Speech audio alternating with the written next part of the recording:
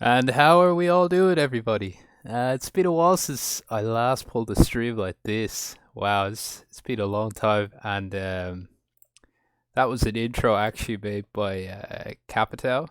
He made that a while back, and I never thought I was gonna get to use it, but yeah, it's quite a funny one.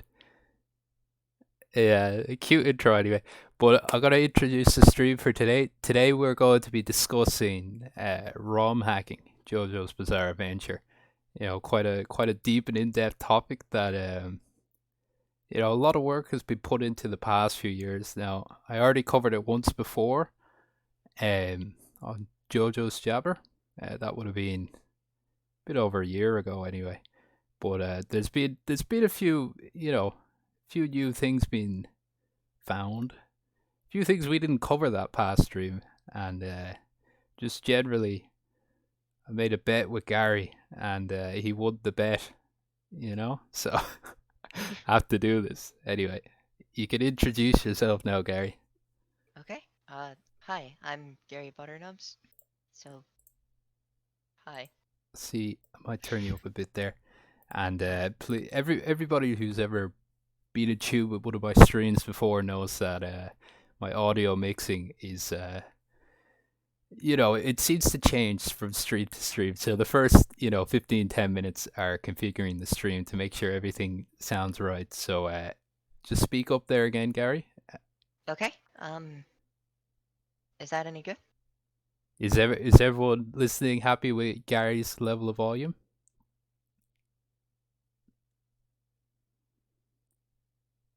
Twitch chat. Yeah, yeah, yeah. It's grand. Okay. Now,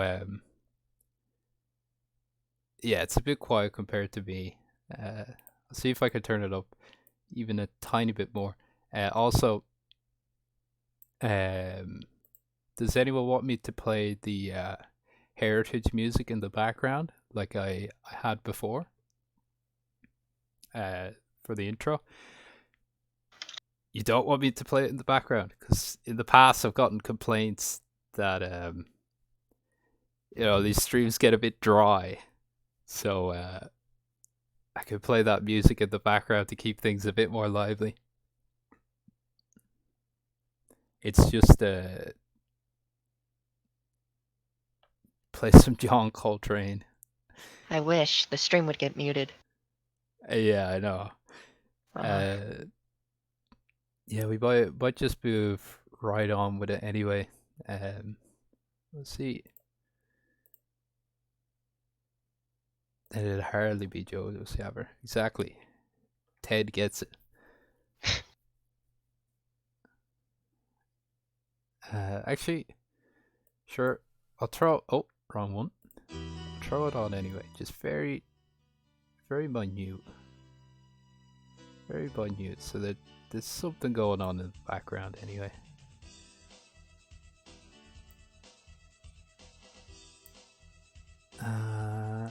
Yeah, that should be everything sorted. So, Gary, do you want to introduce what we're going to be talking about today?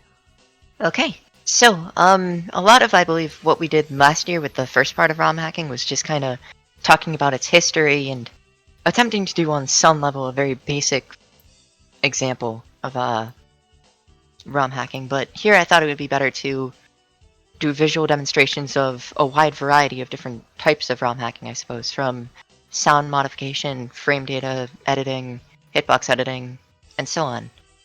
So we're just going to do very basic examples of all of those to give a decent variety and also provide visual tutorials that people can follow along with. Yeah, hopefully then, we're going to get more people into the ROM hacking scene by making it just that little bit more approachable. And we're going to show you, not necessarily that things are easy, but there's a process to everything, and a process you can learn and embark on yourself. Do all sorts of cool things with the game. Bend it to your will. Yeah. So I'm gonna pull up RR, or the debugger anyway. It's one of our main tools in regards to the game. In fact, I might show you how I'm doing that. Um, let's have a look there.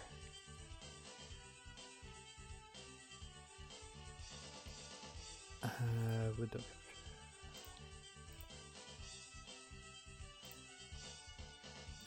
See this bad boy here, this command line. So I might just list here. I have here. This is my command line. This is my main folder. You'll see here I have FBA, MAME-RR, a few bits and bobs. Doesn't really matter. So I'm just gonna launch MAME-RR. I go to add the debugger option. I just noticed this is covering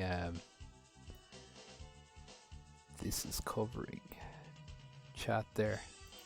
Want to keep that on top.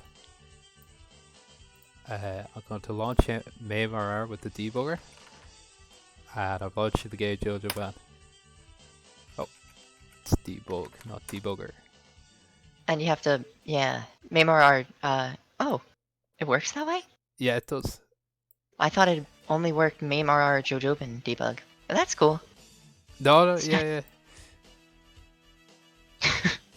Hack into its Twitter. I made the window small. Which window? The CFD. Like it's never gonna come out big, bro. Like I could make it a little bigger like that. You just want to see a bit of the text there anyway. I'm just showing you how to launch it. It's not that important. Don't worry about it.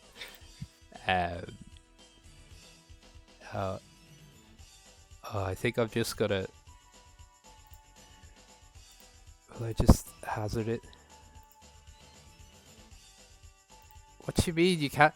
What do you mean you can't read it? it's about half the screen. Code prompt jabber. It's really small. Okay.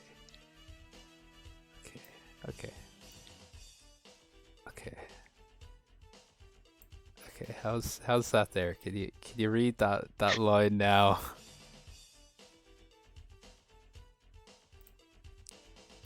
You better say you can.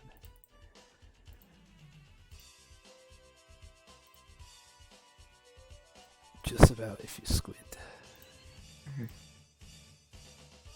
I think I'm just gonna bite the bullet, start sharing one of my screens. Because this is already getting hard to manage. Let's cross our fingers and hope I don't dox myself. Okay. Alright. Okay, here's my screen. I can close that. Okay. Here we are.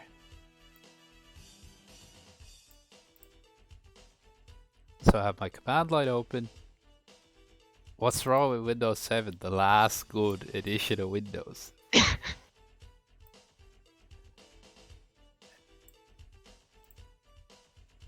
Copy of Windows is not genuine?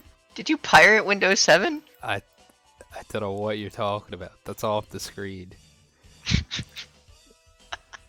No.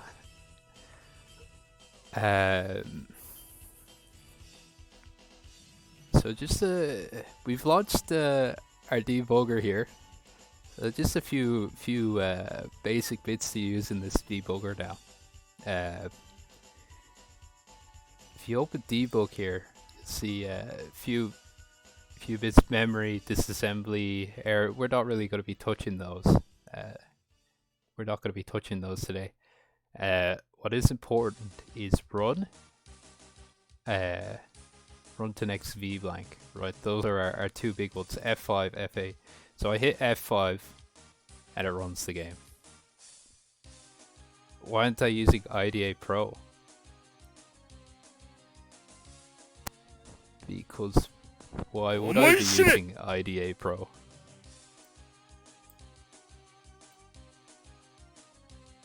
I'm not disassembling it.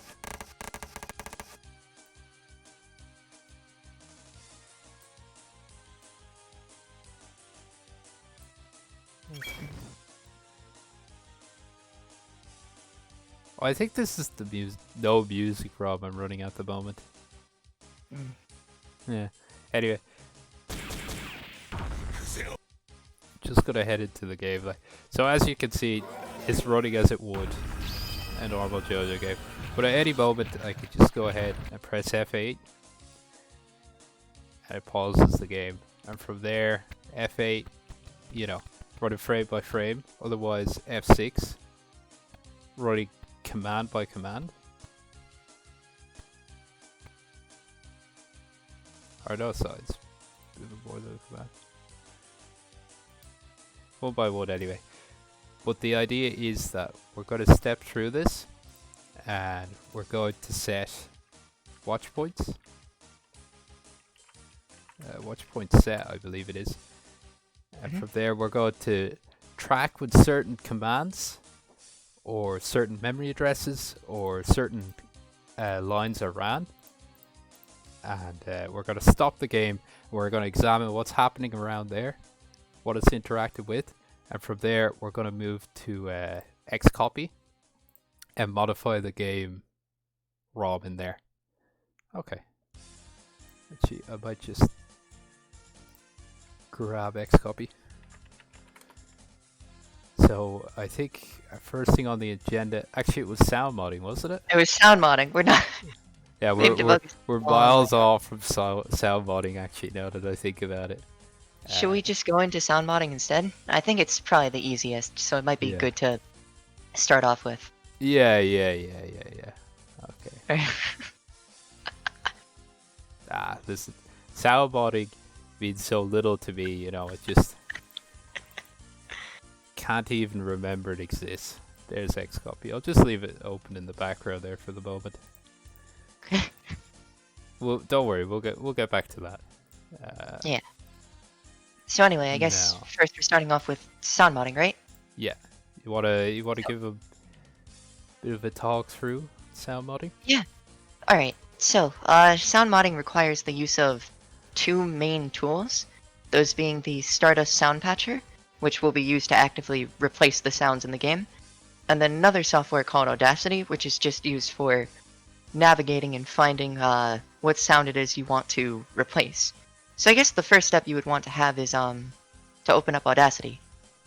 Yeah, I'll pull up my Audacity now.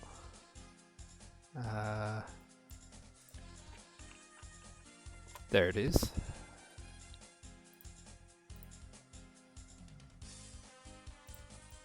Yeah. Oh, okay. So then, once you have Audacity set up, you'll go to File. Yeah. Okay, and then it should be Import Raw Data from there.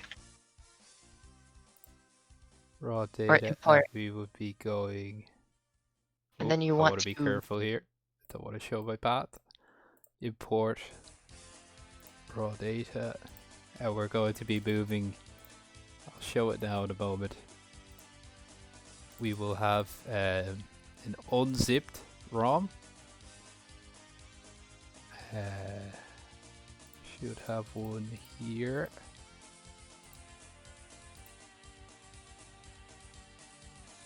Yeah, that's him there.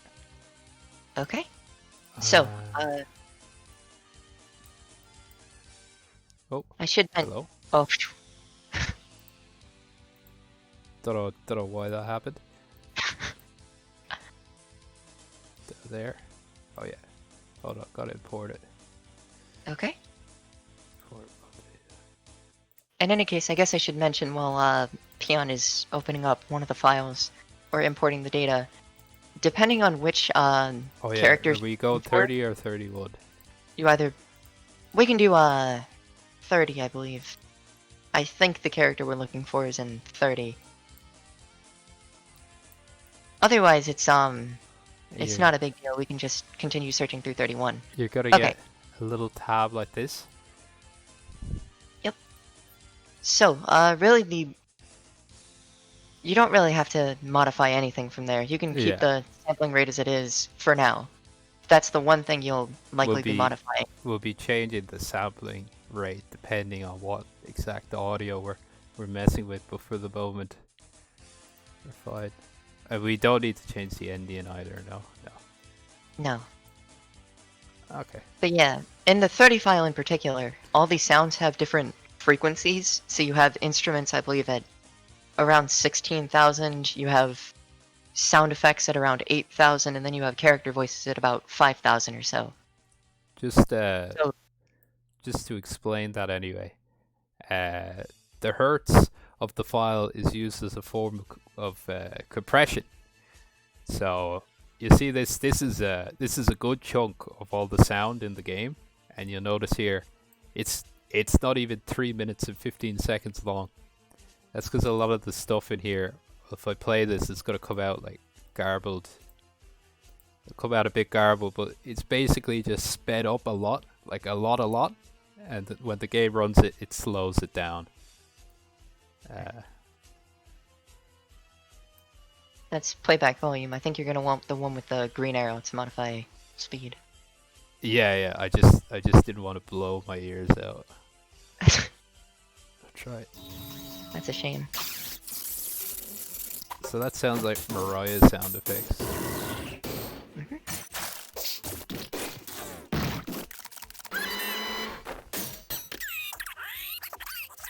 See that even now at like 0.9 speed, it still sounds like really sped up.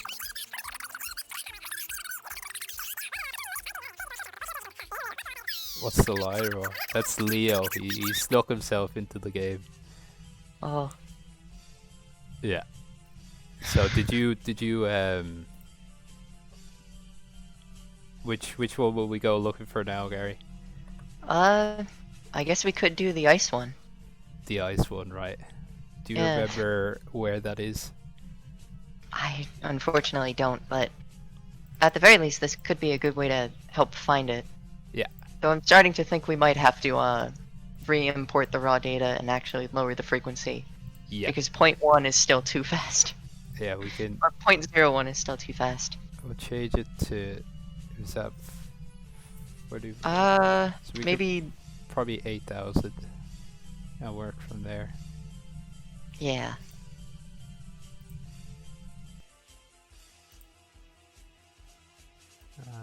Okay. I think. That, So we'll. oh god, that's cursed.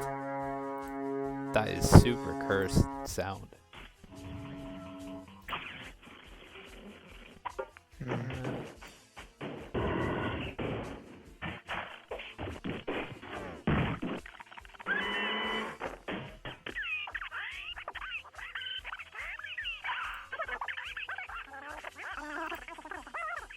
God, this is cursed. Okay. Okay. Chat, tell me if you hear Vanilla Ice.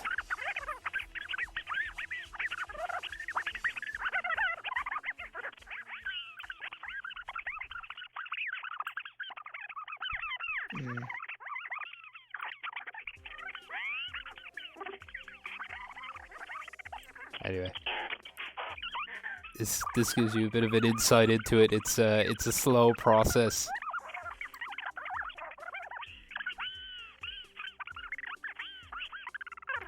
You hear something anyway. That's good. Okay, I think I found a starting point for ice. Oh yeah, At around 8,000 hertz, 8,000. like around the. For 8,000 hertz, around the 15-minute mark, 15:30 maybe, 15:40. Oh yeah, did this not? I just noticed actually this didn't properly extend. Do I have to? You might, yeah, you'll have to re-import I'll probably the have raw to data. re-import it. Yeah. Yeah, so go back to, I guess, X out of it, go back to File, insert raw data. Yeah. As we did before.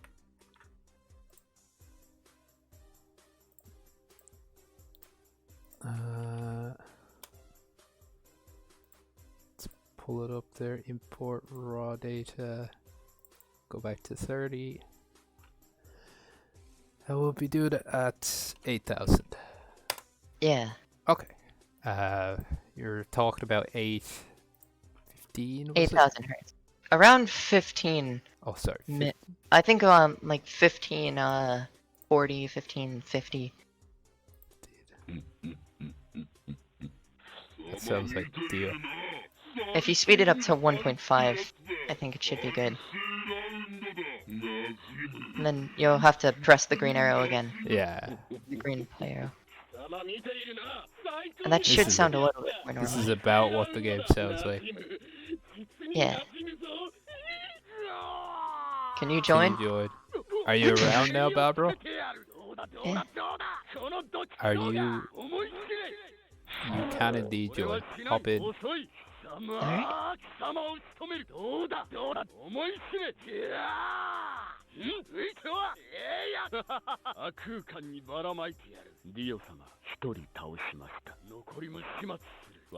So we should probably find A good. a Hello? nice. Oh, how are you, Babro? Hey. Hey. Let's find Yeah, good. a nice ice clip that plays a lot so we can test it. I think, what is it? At 15 minutes 53 seconds, I think. I have Or the 50. sampling rate if you want. You have the which? Sorry. I have the sampling rates, the timestamps. Oh. For instance, I think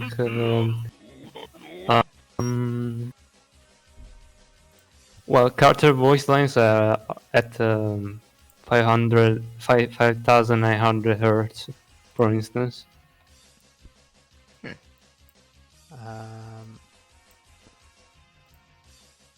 Right. Okay. So I'm changing the sampling again. What was it to 8,800? 5,900. Sorry, 5,900. Okay. Okay.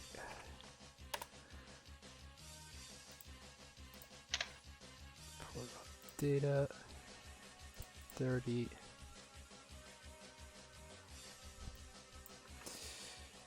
$5,900.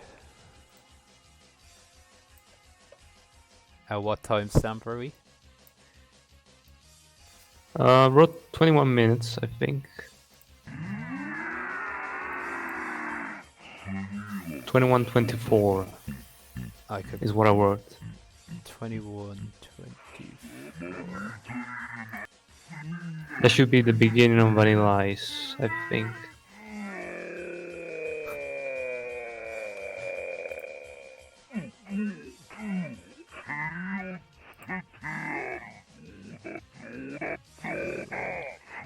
Yeah, I hear ice anyway. It's a little bit slowed down actually. Maybe I could speed this up with my old green arrow. Yeah, that's close enough anyway that we could understand everything he's saying. So let's pick a nice clip here.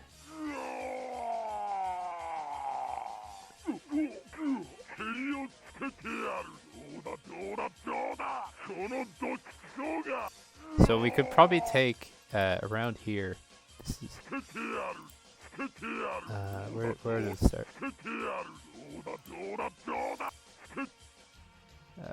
Around. Yeah, it's around here-ish anyway. He's doing his super. So we could probably change up this space anyway, and we know where that is to show it off. So we move on to the next step anyway. Actually changing. Yep. Okay. So, once you've found the sound you're looking for, the next step would be to open up the Stardust Sound Patcher. Yeah. Just just to save my ass, I have got to say I've only used this like once in the past, I think. But if memory serves, it's as easy as just. Oops. You have to open up the extracted JoJo's folder. Yeah. It's very easy to use. Yeah. Yeah. This guy here, select folder. Right, so we're file 30, and we're looking at 9,000 hertz, and we're starting around. God, where's that now? Let's actually start 21 minutes at about 30 seconds. For Peon, it's 5900 hertz. I think Yeah, it's I got, on the what project am I? rate. What am I doing? 59. I know the difference between 5 and 8. 21. It's 21, 30, And then I and got then 893. milliseconds. Don't matter that much, but 21, 24, 200. sorry, 24. No, that's just the length, not the end destination. Yeah. So it would be We're 5.495 seconds if it's the highlighted yeah, area. we're talking Ah, 5. Designed to work with Audacity, as you can see. Okay. Actually, can we? Does this play? I didn't realize it played as well. That's quite handy. Now we're gonna load sound file if memory serves. Yep. And I am just going to. I prepared this one earlier. Sound patches. It should just be patch changes if memory serves. It should be. Yeah. You can also hit play to test your changes as well, I believe. Okay. That's a nice sound. I was Alright. expecting more, but just a little chip, small chip.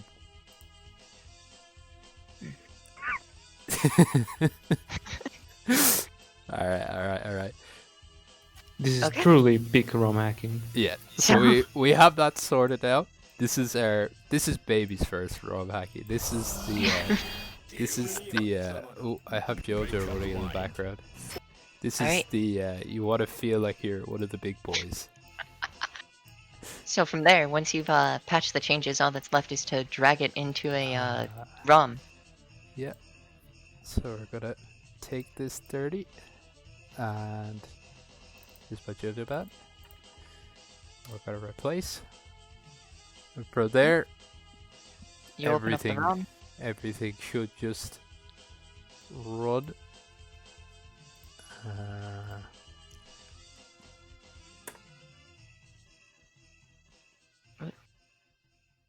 Crime files are missing. What did I do to it?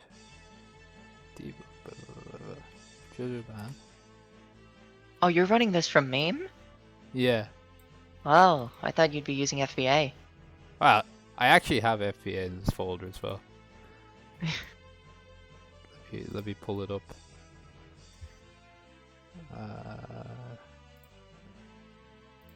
Scan roles, ROM directory. I think that is all set up as it should be. Doesn't really matter if you're using it with MAME or FBA. Hey. The one thing you have to note about MAME, though, is that anytime you load up a ROM, Yeah, I have it to change. it saves all the data to of that ROM Snap, into isn't it? No, it's not Snap. It's NVRAM. MB It'll RAM, save all yeah. the it'll save all the Need to data of delete that ROM, meaning that if you load up a new ROM, the next time it'll reuse the data of the old one, meaning that your hack won't go through unless you specifically delete NVRAM and do that again, and then you'll have to repeat that every time you change the ROM. Wish I knew that for a long time. It would have Yeah, made hacking a lot easier. It was honestly such a dear God, it really messed with our heads. Because now with that sense, debugging that is was- possible. Because before you couldn't really. Did I just destroy the ROM somehow? 'Cause FBA doesn't see it either. All I did was paste into it. Thankfully, I have plenty of JoJo ROMs in here, as you can see. Now these ones probably have also been ROM tagged, so I don't know what happened to them, but I can tell you that I've never done any sort of sound modding with them. I usually don't mess with ice either. We'll just put that there. Put a new window. Make this explicit. That's him Wait, there. what's... Just drag Why is there that in. space between Jojobin and .zip? Oh, just to differentiate. Oh, That's I just a see. different Rob. Can you see him now?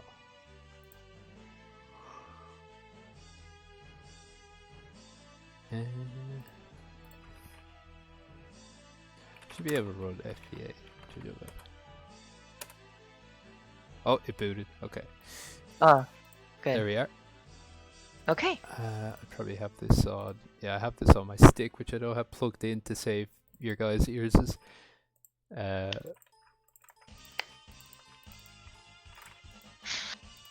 just sets the basic binds.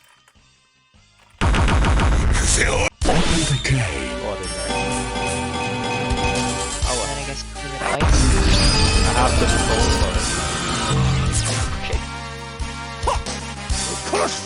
Make up mind.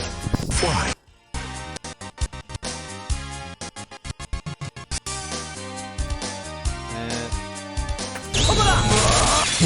No, no. What have I done? Okay. Okay. Oh, I noticed there. I didn't realize that before. It that didn't use his meter. Did you notice that didn't use his meter up because I didn't release the button? Oh yeah, That's because very it just tried interesting, to... actually. It never showed the screen. That works. Yeah, I never do that. Okay.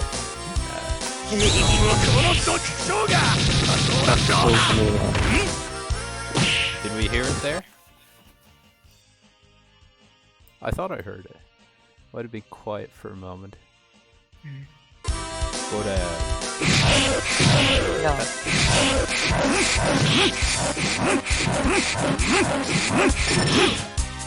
no, I'm not gonna let you do it to me again. Almost.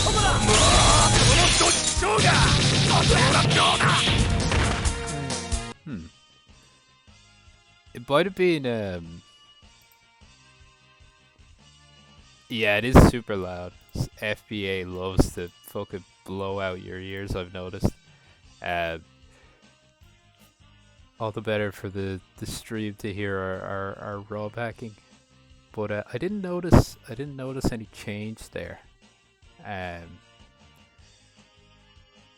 That's probably just because we hit some dummy data. Sometimes with this, you know, you kind of just have to keep trying at it, search it around. But we showed the process of it anyway. And Should we try again to at least get one right and have something to show for it? yeah, sure, we could have another go at it. Okay. And a quick go at it. So we'll pull up Audacity here. Okay. And You should try with an announcer. He is at the end. oh, he's at the very end, isn't he? Yeah. Oh, I don't think that's him. Is he just before?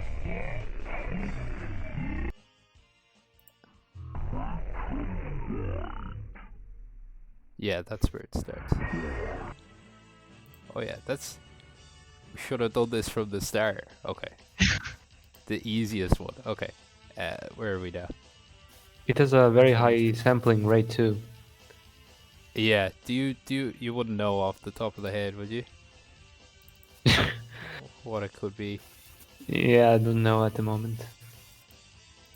Sure, it doesn't matter that much. Once we hear that it's changed anyway, we'll know that's the idea behind it. No, wait, maybe I know. Well, the sampling rate is 9,250 hertz. 9,150 250 do you hertz. think we took the data for boss ice rather than regular ice? Yeah, that's Perhaps. That actually could have been it. Oh no, I'm gonna have to change the data rate just to get it the right time code.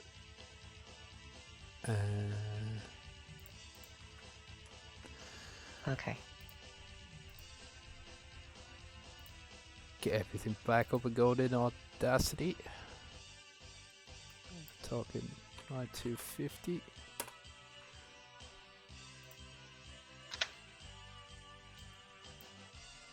Here we are. So it should be about here. Yeah.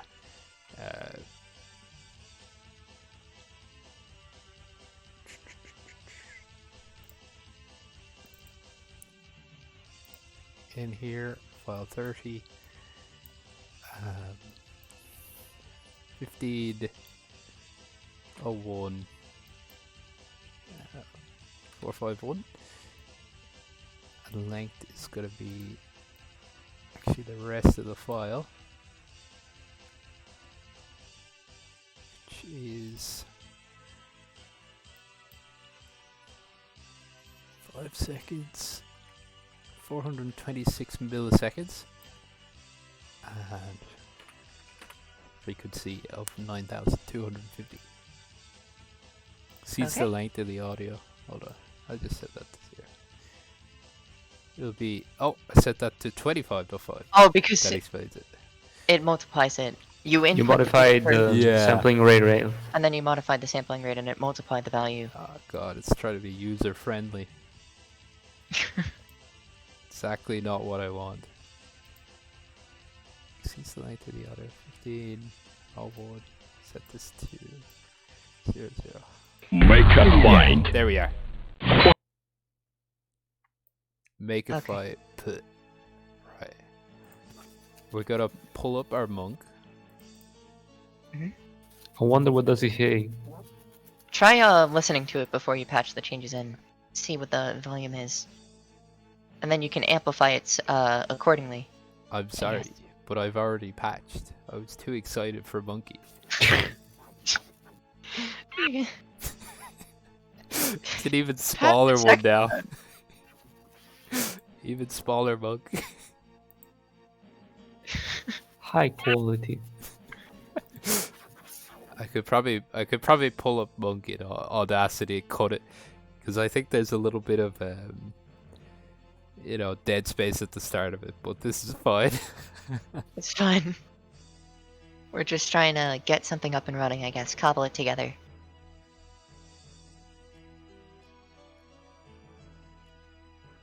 So from there, same process as before. We're gonna pull out the JoJo band.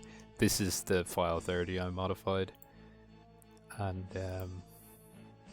ROMs. Gonna take this file 30. Gonna move it to JoJo band. Copy and replace. Then we're going to FBA this guy up. And now will this behave? Will this not blow my ears out? It's meant to be Alt minus to reduce the sound, right? Is it Yeah. Or not? Control minus, I think. Oh, it's Control. Yes, right. I was like, why isn't it working?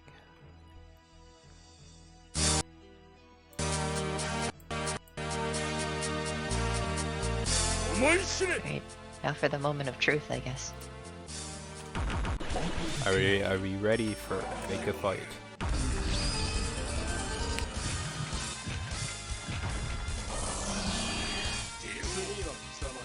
Make up mind. No. Oh my gosh. How did we... How did we... Is this loading a different JoJo band file? You know what? Maybe it is. Maybe... Would it say the CRC failed? Rob? Yeah. Listen, Yeah. it's the JoJo's Jabber curse. You remember last time Yeah. we Rob hacked on stream? But I thought that was just because you were being an idiot. No, you don't get it, bro. This is the curse. Rob said CRC Rob's JoJoBand.zip. Yeah, that's him. This JoJoBand, this 30. File 30. Old sound patch. I patched it. Take a file 30.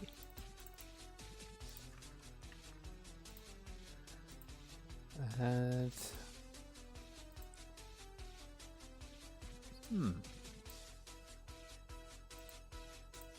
you should not be there. You should be in there. Was that the issue? I'm gonna go Looks ahead and say it was. Please. Copy that, copy and replace. Yeah. Yeah.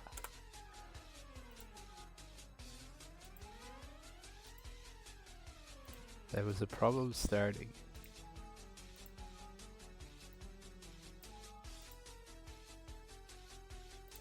What in the name of God? Right. Here we go. This is the final maneuver. What you do is you delete this, and we're just going to zip this. It's now or never. It's I I couldn't tell you how pasting in a file 30 could brick a JoJo ROM, but managed to discover it today. Add that guru meditated. You gotta go. Oh gosh. Beyond how? I don't know how I did it. How I are must, you so good at breaking everything? I must be the ultimate ROM hacker.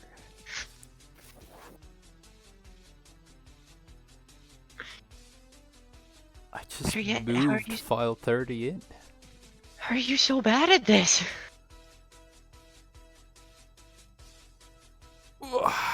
Let's call this Project Start Fresh. Remove that. Pull this aside. And ROMs. If you need ROMs.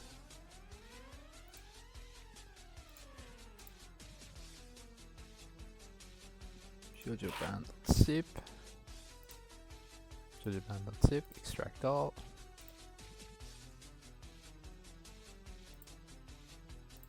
Just about. We're gonna open this with the sound patcher, wherever it may be. We could move Xcopy out of the way for the moment. Put that up there, leave that there.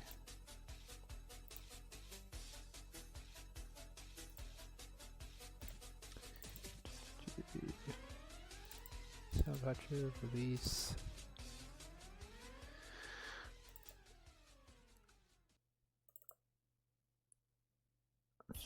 Rounds JoJoBand.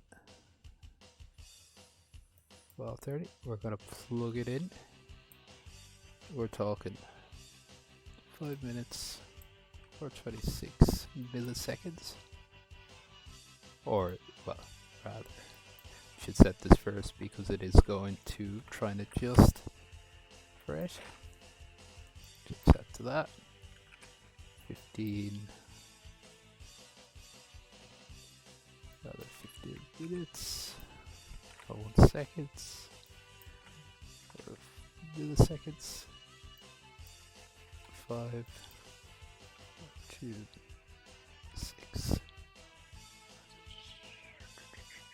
and then we're going to load a sound file. Ship. Oh yeah, wasn't happy with that. So we have The monkey. We have the monkey. God, I love little monk. Have it there. Oh yeah, and as you were saying earlier, Gary, we can amplify audio. Yeah, but that sucks. Oh yeah. So what happens if I put in 3? No, don't do it. It's gonna sound so crispy. You can't crisp the monk.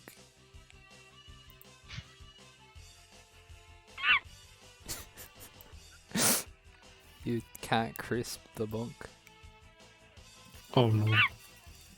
He's fine. He's absolutely fine. But just for the sake of everything staying normal, we're gonna leave it at 1.0. Okay. Yeah, 1 is fine. Oh, what is fine? Yeah. Okay. Everyone's watching me now. Everyone's watching me now. They know what I'm doing. I patch changes. Okay. I take my file 30. I edited file 30. Right. To go up. Fresh JoJo bad ROM. I was using this on Fightcade. I'm gonna replace this. Now. I'm gonna launch JoJo bad.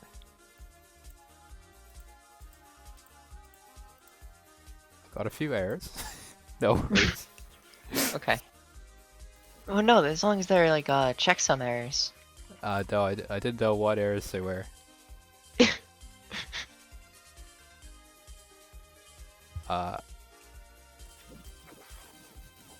Cool. Oh my god. No, I know how this game works. How are you I- doing? Peon! What was that?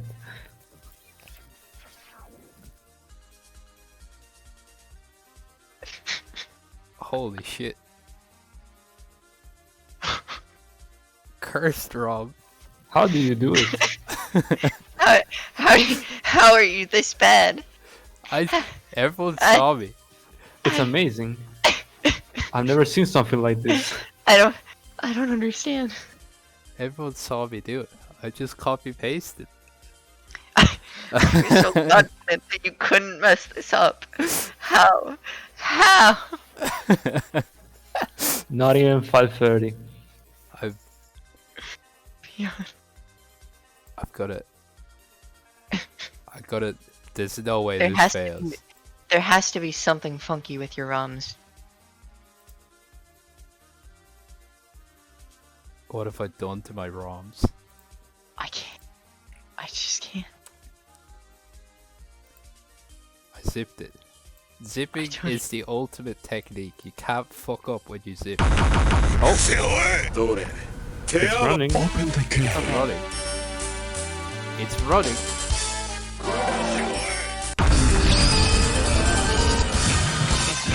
Now I'm the truth. Hopefully last time. It's as easy as that, folks. It's as easy as that. Well, it worked. Took 3 attempts. 30 minutes It's for as- something that it's should have as- It's been taken like 30 minutes. It's as for easy something that as should that, have taken folks. something that takes like Listen, 6 minutes at worst. This is a good lesson for the future. For all the little ROM hackers out there, make sure to Not use VP on. clean ROMs before you embark on a new project. Anyway, just the propensity of it. Something you should keep in mind. Okay, we're gonna move swiftly on. Hallelujah. Okay. Alright. You can show Hopefully sound swap. No. No. What a We have a general schedule I mean- at the very least. It's very easy. Oh. I can oh yeah. I can explain. It's very quick. It's Oh. with Xcopy actually. Mm-hmm. So I'll tell you the address. Yep. On file 10. I've gotta pull up Xcopy.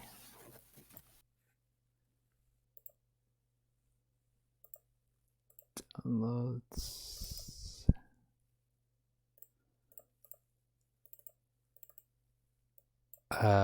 File 10. Yep. I just remember when you're using this is using Xcopy now. Xcopy is it's a modified hex editor. It's been changed so that it will decrypt ROMs. So it's set up for all these CBS2 ROMs and also these CBS3 ROMs. We're going to be looking at JoJo Ban. It already has the keys for the game plugged in. We're going to be working from address space 60,000 rather than or million. I 6 forget how million. many. Yeah, 6 million. million That's what is it? rather than That's what's 68 million. Yeah, 68 million or 6,800,000 is used for the 20 file, where 6 million is used for the 10 file. Yeah.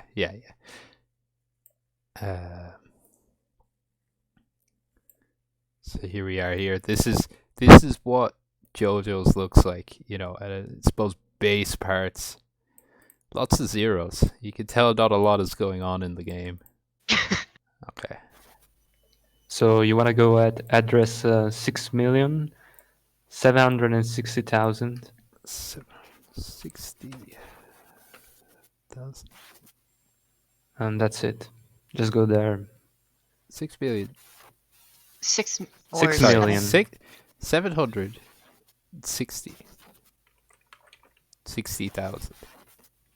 Yeah, just 760,000. 60. Yeah. Hold on. Yeah. Yeah, that's it there. Yeah. Yeah. Okay. Okay, wait. Okay, so there should be like 4 bytes code.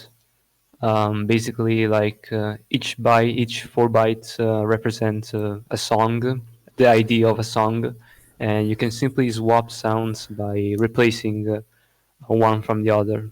So, Yeah. for instance, Yeah. You can look at the first one, which is 0000 Okay. 2A7D. It should be right 2A7D. Yeah. Okay. Yes. So 00 and the 2 bytes before. These 2 bytes here. Yeah. Yes. So 0. Yeah. So those 4 bytes. Yeah. Those 4 zeros and 2A7D.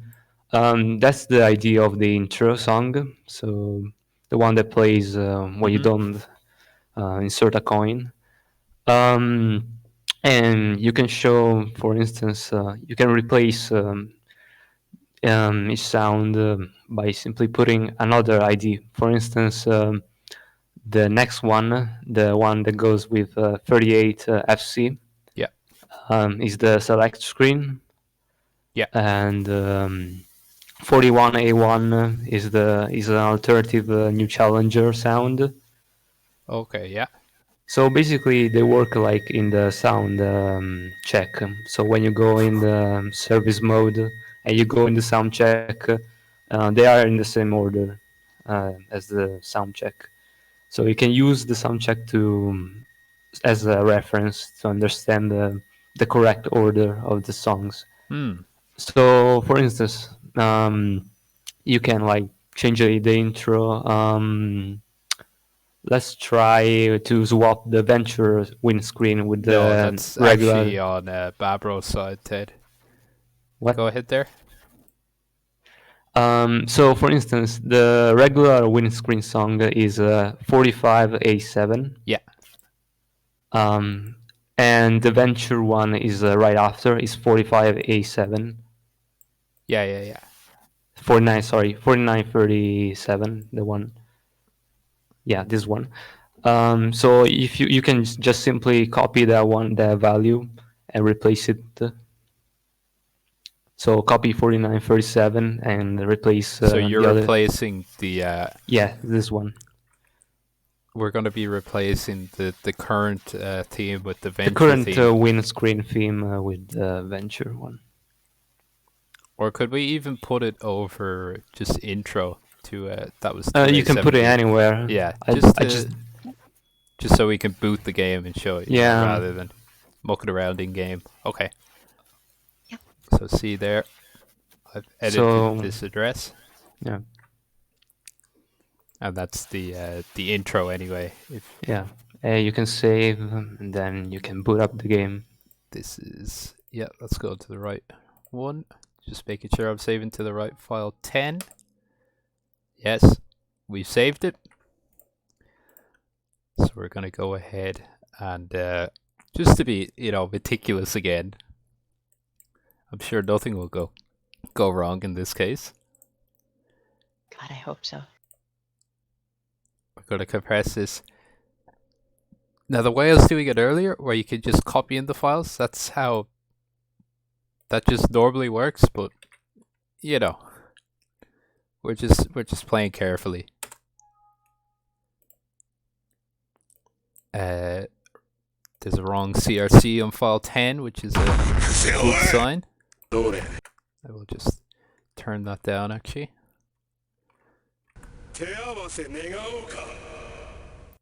Oh, I put in coins, didn't I? Very nice, Peon. F3. I have it bound to that. Yeah.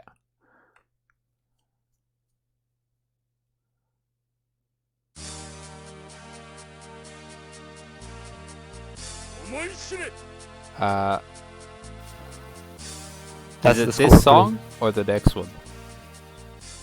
It's the It's the intro. next. Should be the next one. Oh, okay. So you're gonna wait for the Capcom logo to show up, and Yeah, then it should. it's this one here. Ah! There you go. See, guys, it's that easy. Just That move easy.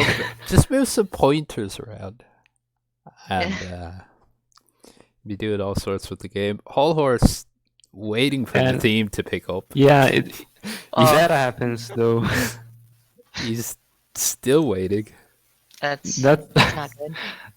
that's why I wanted to replace the windscreen because It's just a much shorter Because- sound clip anyway. Yeah. yeah, like some cutscenes are triggered by like the song itself. So Oh, for some really? reason, like So in this he's case, stuck. Whole Horse is just stuck. He's stuck.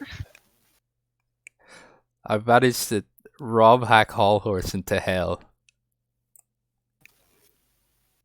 Poor fucker. Okay, I'll leave him in the corner there, in memory of Hall Horse. Is there anything else we want to cover in regards to sound modification in JoJo's or touch on? I mean, there's the Undertale ROM. Oh, The Undertale, Rob. I don't want to talk about it. No, I didn't think so. No. No, the thing is that music modification is a little bit too complex to explain in 2 words, and I haven't really dug up into it. That's fair. That's fair. I don't think there's any aspect of this game and ROM hacking that is simple. That's the truth of it. Even I proved that earlier when I performed the most simple ROM hack, and Banjax did somehow. Okay, Leon was just pretending. I was I think only you- pretending. Yeah. Yeah. Now, Gary, we were talking about hitbox editing, wasn't it? frame. Or it was Frame frame rate next, editing is wasn't next. it? Yeah. I think that's a little simpler, since I think it'd be good to go in progression of difficulty. Let's But in move any ahead. case, all you'll need for frame data editing is just Xcopy, specifically the 20 file.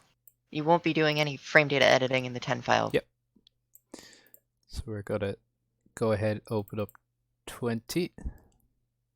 Now remember, you need to change your offset to 68. It's just to do with how the game treats. Just to put a little bit of a technical background behind it. I can show you it here actually.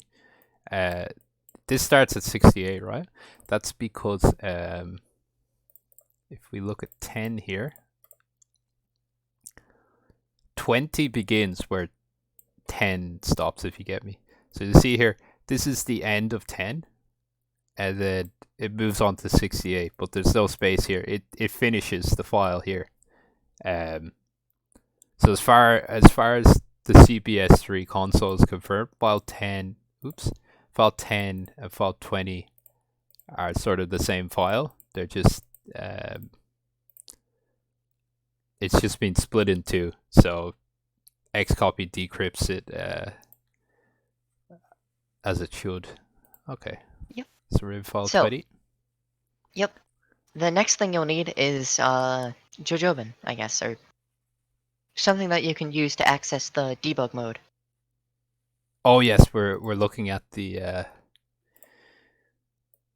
character portraits. I thought we were gonna be looking at Beefins, but it's probably best to look at it from the start, right? We can start here first and then go to Beefins. Yeah. Oh yeah. So Actually, I should explain to everyone how I did that. So you see here, I have my region set to development, which you could do down here. 70. And then what I'm doing now is, F2, the service button, where you'd go in and you'd unlock all your characters. Well, if you instead hold light punch or A, or player one shot, they call it in game, and press F2, you'll bring up the test menu if you're in development region anyway. But we're interested in hit edit anyway in regards to the moves, aren't we? Mm-hmm. So, the one you can essentially navigate this using both player 1 and player 2's controls. Player 1, up or down will swap between characters, so Jotaro, Star Platinum.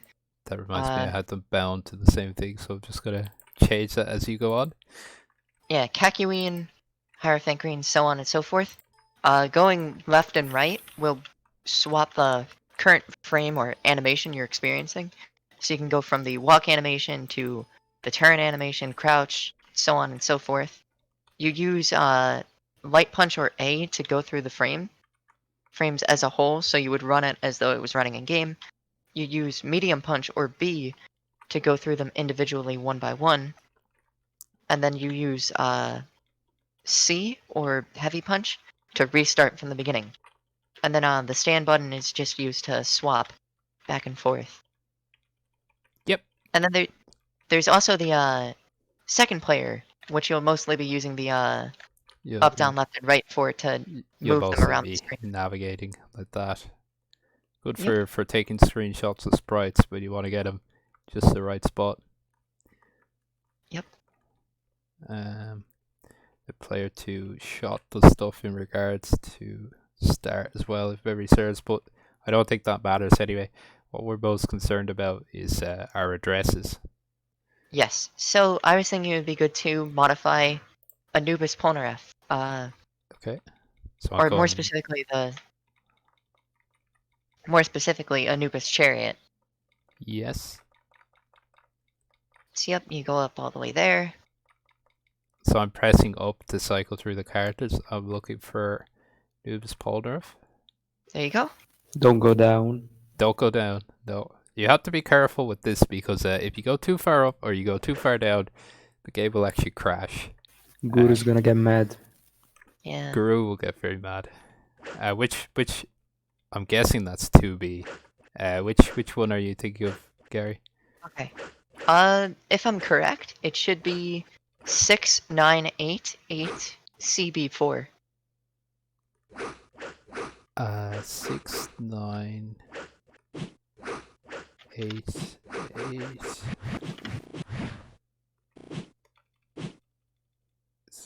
8.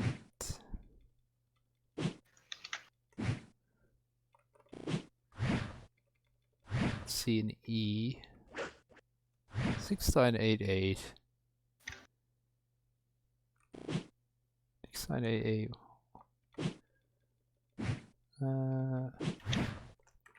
Yep. Did I go past it there? I think you have a little bit more you can go through. Just keep navigating until you find it. You said 6988C. CB4. They're somewhat out of order though, so just do keep that. Sorry. They're relatively in order. I thought but- they were in order by mistake. Okay. That's I mean, 9 they more or before. less are. 6988. That's 9 before. But you were saying C before. Yes. C before, yes. That's it. The classic. You're right there. Okay. The So classic. you can see, that's the frame data for Anubis Polnareff's 214AA. Yep. Oh, What we're going to God. modify is the startup to make it instantaneous. More or less. No. Just So, the buff it needs.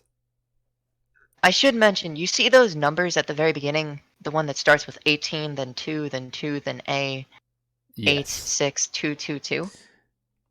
That is how many frames each animation runs for, or each sprite runs for. So actually, I should also mention that these are in hexadecimal rather than decimal. So 18 is actually much larger than you would think it would be. Yeah, 1 I 8 forget what it is is. actually 16 plus 8, so 24.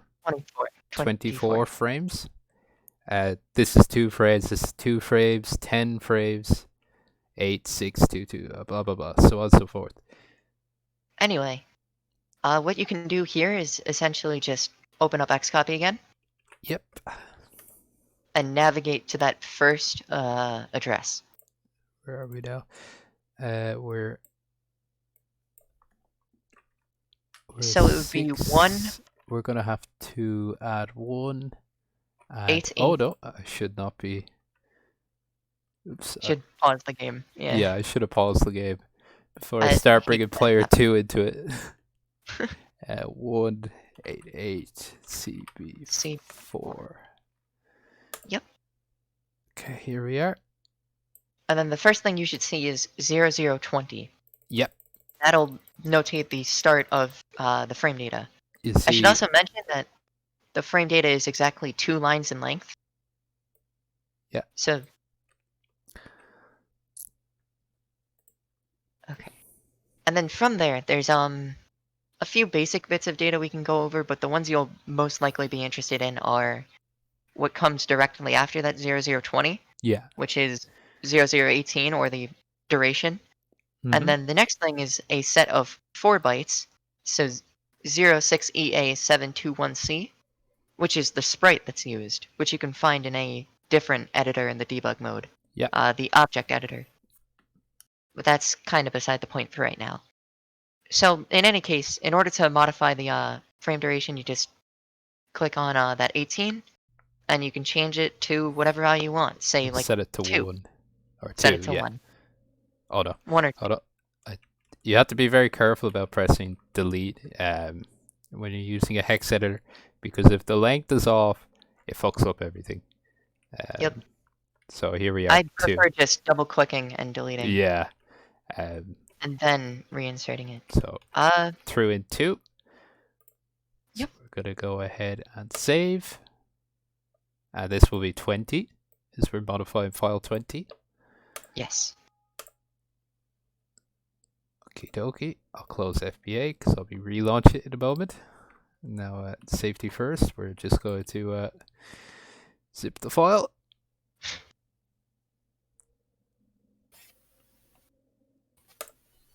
We're gonna run it here, and I get a CRC issue with 10, 20, and 30. Because we edited 30 earlier with the monk. And 10 before as well. Yeah. So the 20 is what we're looking for. That indicates that something changed in the 20 file, and we hopefully did everything correctly. We should be able to see it. Now, if we navigate up to Black Polnaref. Oh, I guess it would be easier to just do it in game. Demonstrate it, yeah. Right? Yeah, just set up a round or something. Oh, it's also more entertaining for okay. the people. Yeah. Okay, for the people. Do it for the people, peon. Go, go, go, go.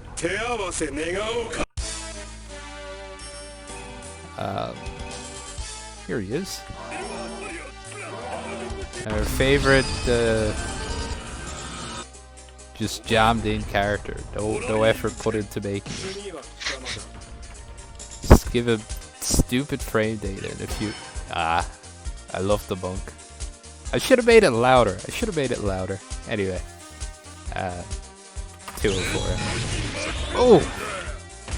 Seems balanced. That was fast. Seems balanced. Yep. Yeah, now you have to worry less about making hard reads. You can just reaction super I could just reaction super. with a bunch of iframes. Yeah, it keeps all the iframes. Yeah. You can never jump. Finally, the character saved. Easy combos. Yep. Never have to do those tricky dash 2Cs into super anymore. Yeah. What are loops even? What are loops? Just you could probably link into it, maybe even. Well, that doesn't matter so much in JoJo's because everything cancels. Well, That is frame data. Yeah, I guess we could also highlight beefins if we wanted to. Oh yeah, I'll Yeah, bring up beefins. beefins. Yeah. Very important document. Legendary document. Legendary even. Let me see if I have the link for beefins here. Why the name, by the way? Beefins. I don't know. Woodman came up with the document. Legendary name. I don't know why he I called guess it. Woodman came with the name. Yeah, we're not sure why he named it beefins, but that's what he named it. Yeah, I We don't will get it. never know. We will never know.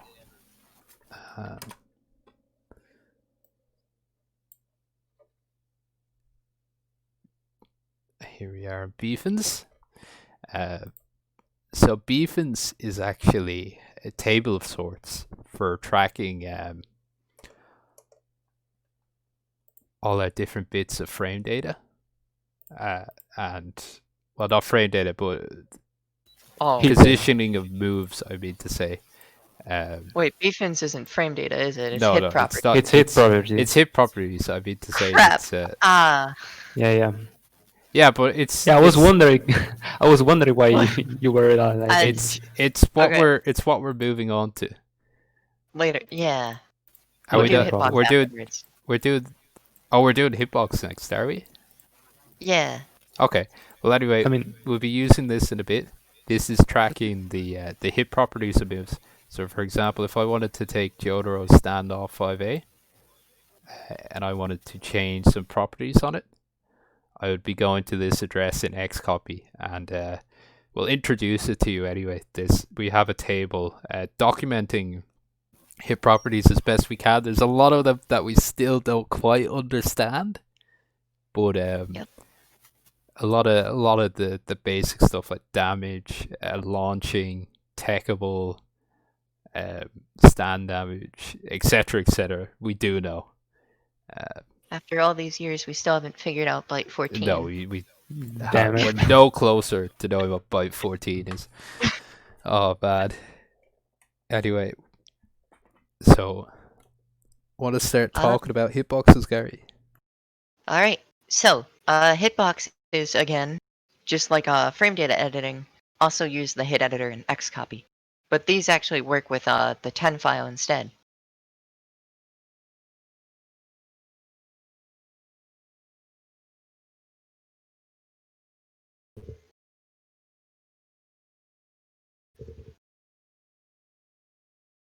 And just when you're using Xcopy, maybe some people are confused why I keep scrolling back up to the top.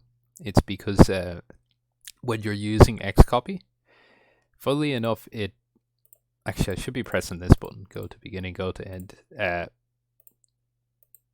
It doesn't really let you move straight to an address, or is that what the exclamation does? I can't remember, but usually you're just going plus address.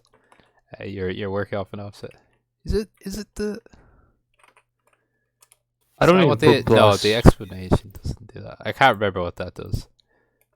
But plus is just, and you can also use minus. It's that simple anyway.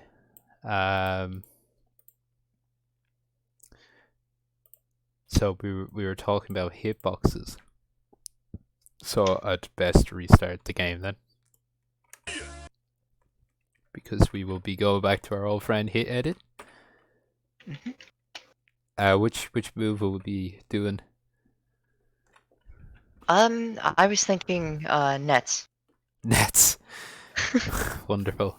That's Nice under the choice. stand, isn't it? Yes. Yeah. It should believe. be. Oh no. So I think what we're you might have to No. reorient it, like move it all the way. No. Yeah, use Do you use see fast how high forward. he is? 2, 6, 5, 4. Oh, bad.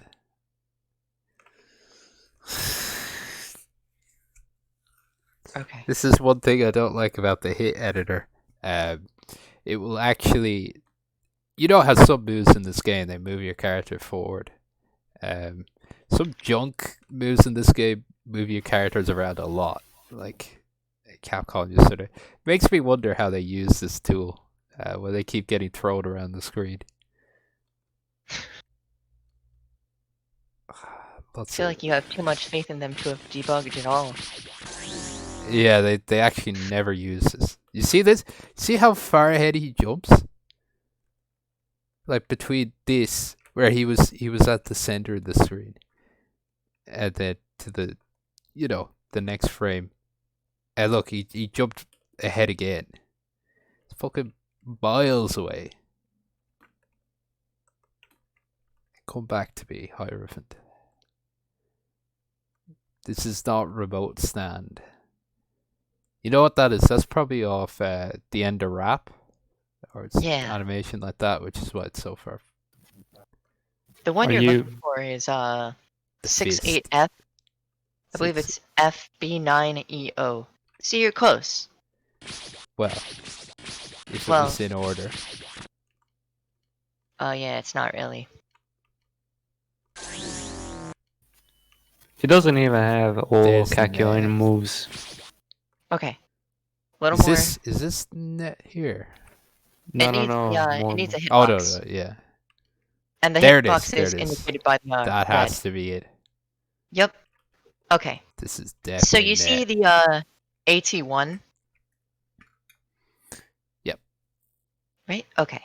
So when you see address right here, that indicates, or that helps to show what the value is in the game's 10 file. So it's going to be 700,000 plus that value. Mm-hmm. But I should mention that that only applies to all characters up to, but not including Hall Horse. Yeah. And then the second it gets to Hall Horse, it changes to 710,000 instead, and the values repeat because it overflows, and it's only showing 4 digits, so it can't properly add in the 5th one without Capcom probably crapping themselves and having the whole game stop working. Oh boy. Okay. So I'm looking in Xcopy anyway. Yep. What am I typing there? So 7 you're going to be typing 700,000. initial. I- Oh, hold on. I must have pressed enter there by accident.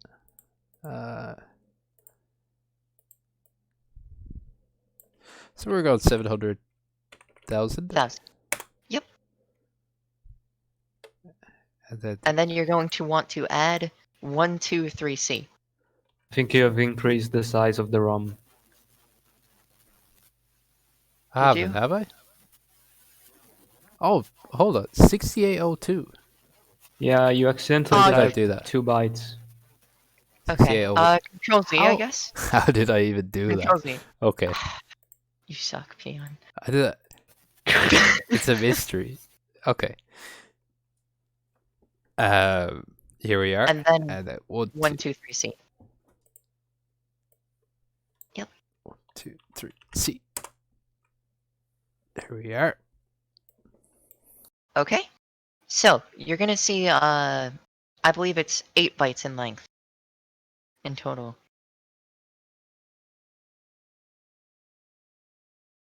So it's gonna be the end of that first line and the start of that second line. So you're going to see these massive, massive values like FFDO right there. But what that actually is a negative number.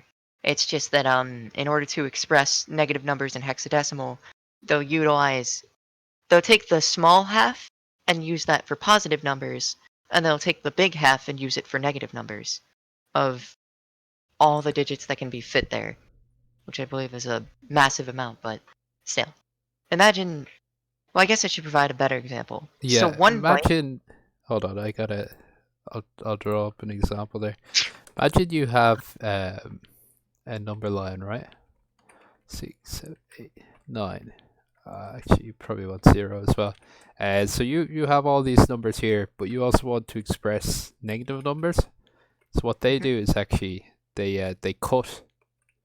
They'd cut like here, and they'd say, okay, these are all our positive numbers of here. And these are, instead of actually having 5, 6, 7, 8, 9, this would be, -4, -3, -2, -1. And then you have, you know, you would have your bits here, and they would jammy on the end there. Oops. Anyway, you get the idea. yeah. So you can see that FFDO corresponds to -30, or I should mention, the first 4 bytes, so that first highlighted part followed by the second highlighted part correspond to the X position and the width, which matches over on the hit editor. So you can see that FFDO corresponds to -30, and the 55 corresponds to 55. Yeah. And then, of course, Just there. oh, right. I should put that on screen so people can see. I was staring at my screen Yeah. thinking, So our -30, just there, and then our 55. So you could actually, I think you could even plug this into your calculator. If we go to programmer and we go hex. X FFDO, and No, I think you're that's just able. unsigned. But No, I think there is a way to get it signed. I thought it was one of these buttons. There is a way to do it. I can't remember it anyway. well, in any case, the main thing you're going to want to modify here is the if you want to make the hitbox larger or smaller, I guess you'd be modifying the width and then the height. So in this case, as you can see in the hit editor, the width is 55 and your height is 47. So you could just modify those to be enormous values to some degree. Well, there is a cool way to visualize the hitbox before you edit it with the potato Lua. You know, Oh, Oh, right. Do you have that peon? let me see if I can pull it up. I have a lot of files around the place. because the hit editor actually has a function to It's increase ooh, the size of the hitboxes built in. that's him there. So you wanna like use the player 2 controls for this one.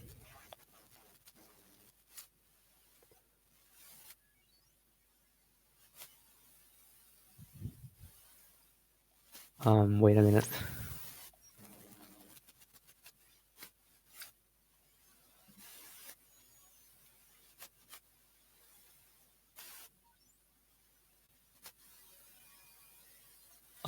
Try player 2 medium kick.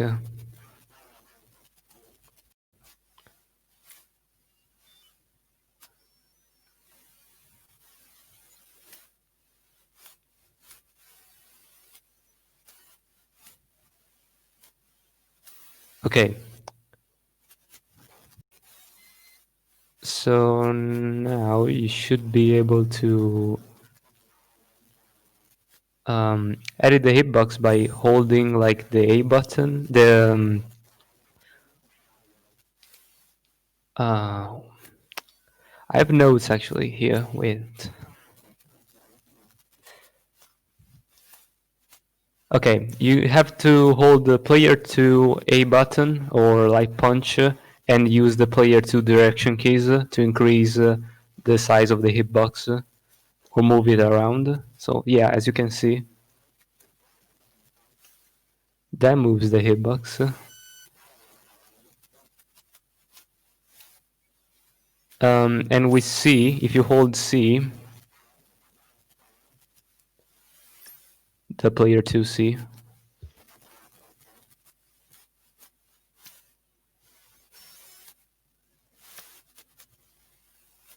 doesn't do anything.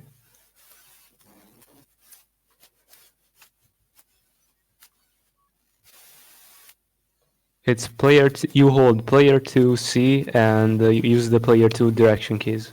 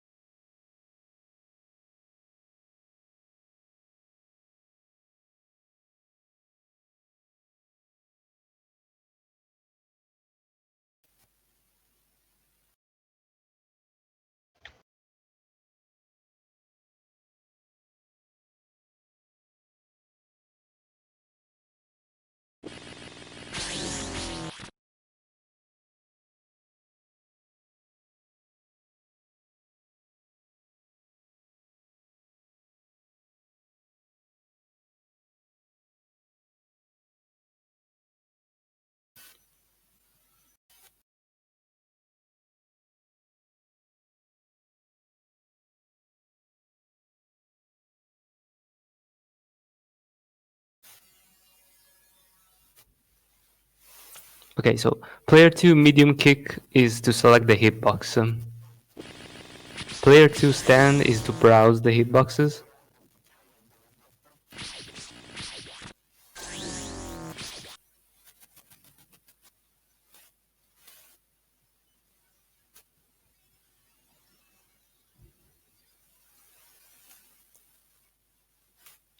Okay.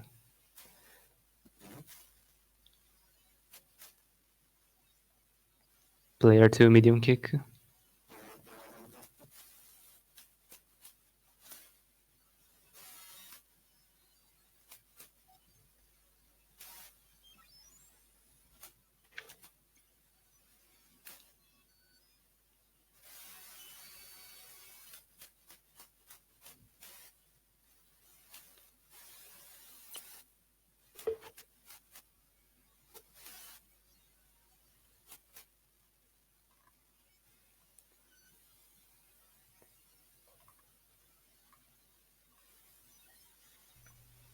Okay, so you'll have seen there anyway that you can move around the hitboxes and stuff. I don't think it really does too much in No, wait. the hit editor proper, Try- just besides visuals. But I think we do No, have no, no. that documented somewhere in ROM hacking anywhere.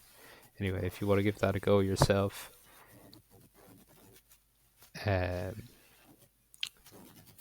What were you saying there, Barbaro? Sorry. No, it works actually. Like, try player 2 stand for a moment. Where to stat? Yeah. Move Okay. there. And Now, then we're going medium kick. yes, player 2 medium kick. And then we can move the sprite Okay. around. Now, hold player 2 C. Yeah. Okay, keep holding it. And move with the player 2 direction keys. Yeah.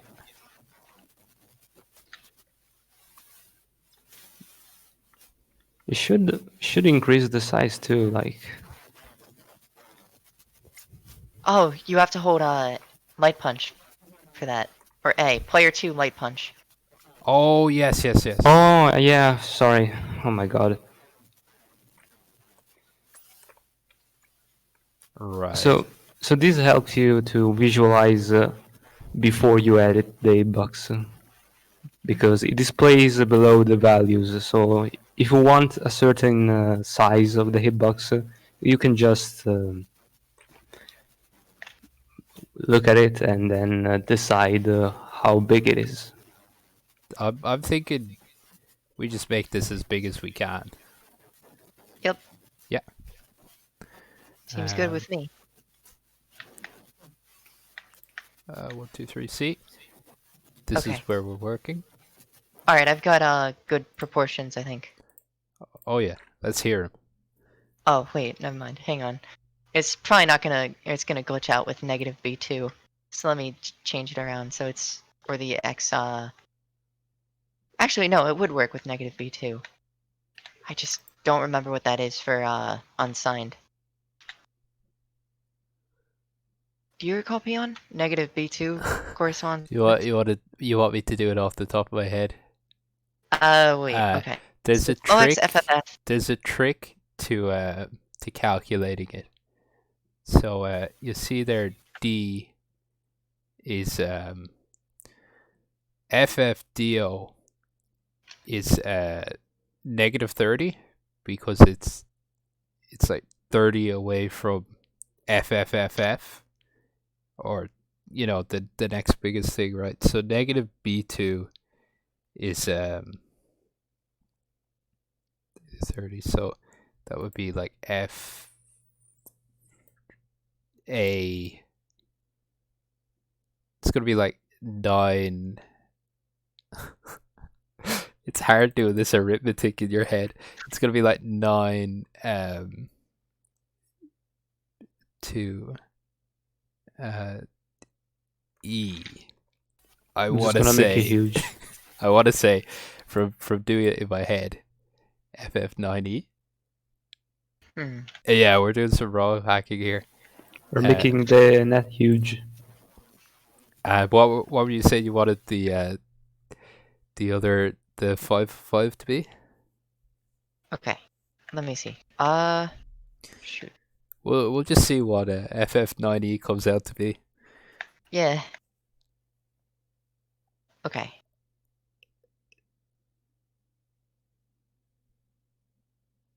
And then from there, your other value is going to be 173 or 17C. 17C. Yes. Okay, so did I change the size? How did I do that? Okay, 17C. Okay. Are You we changed changing the size again? What? How did I?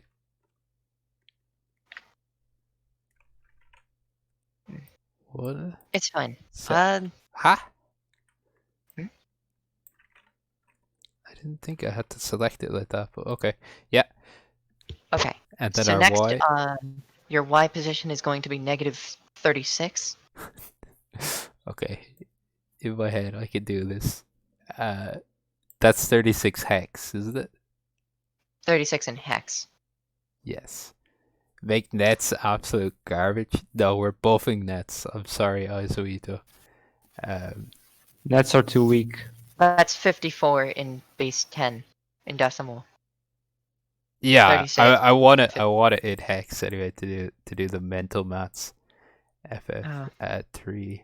So we're gonna take 4. So it's gonna be B.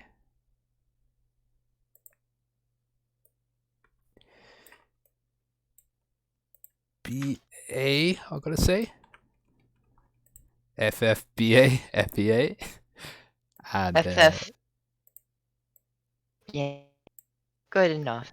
Good enough. And then I think your final change for the height is going to be 00DA. DA. Yeah. Right. Save Okay. as. And we were modifying 10. The 10 file. Okay, fingers crossed. Finally. This will be entertaining if nothing else. Okay. Let's get the show on the road. Even better nets. Even better nets. I mean, they're just not good enough yet. Yeah.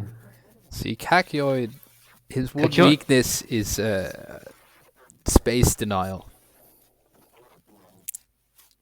Of course, he needs better area denial. You know what we should do? We should make the recovery of nets like instant. You want net cancels to be better. 'Cause they're not good enough Yes. already. Where's the big bad boy himself? All right. So if we did everything correctly and that's the right address, it should be. I don't see why it wouldn't be. Okay. The monkey.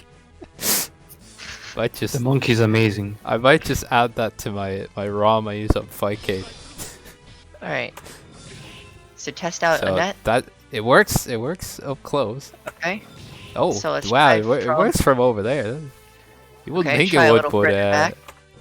oh, Of course. it works from there. Of course, he needs it. Okay, further back. Oh, from here. Uh, Yeah, I'm thinking this is Yeah, this is fair. just. That's Yeah, this is okay. This is fine. it's just okay. This is fine. That's a This shame. is a Try a little decent further move back. at best. There we go. And let's get Dio to. Why do I have F bound? It's like, oh, I'm out of range of that, but no, he's not. Yeah, seems like a decent move now. The move doctors have fixed Kakyoin. No need to thank us. That probably gives him a net infinite now that I think about it. What do you mean? But let's not Yeah, think too hard on that. Yeah, you know. You can just place nets without even going back. Yeah. We did the thing. It's good. I guess we should move on now to hidden block properties, right? Yeah. We teased that earlier. But let's show that proper. Let's show. We're gonna demonstrate our favorite image, our favorite ROM hacking image. Oh god. This is the classic.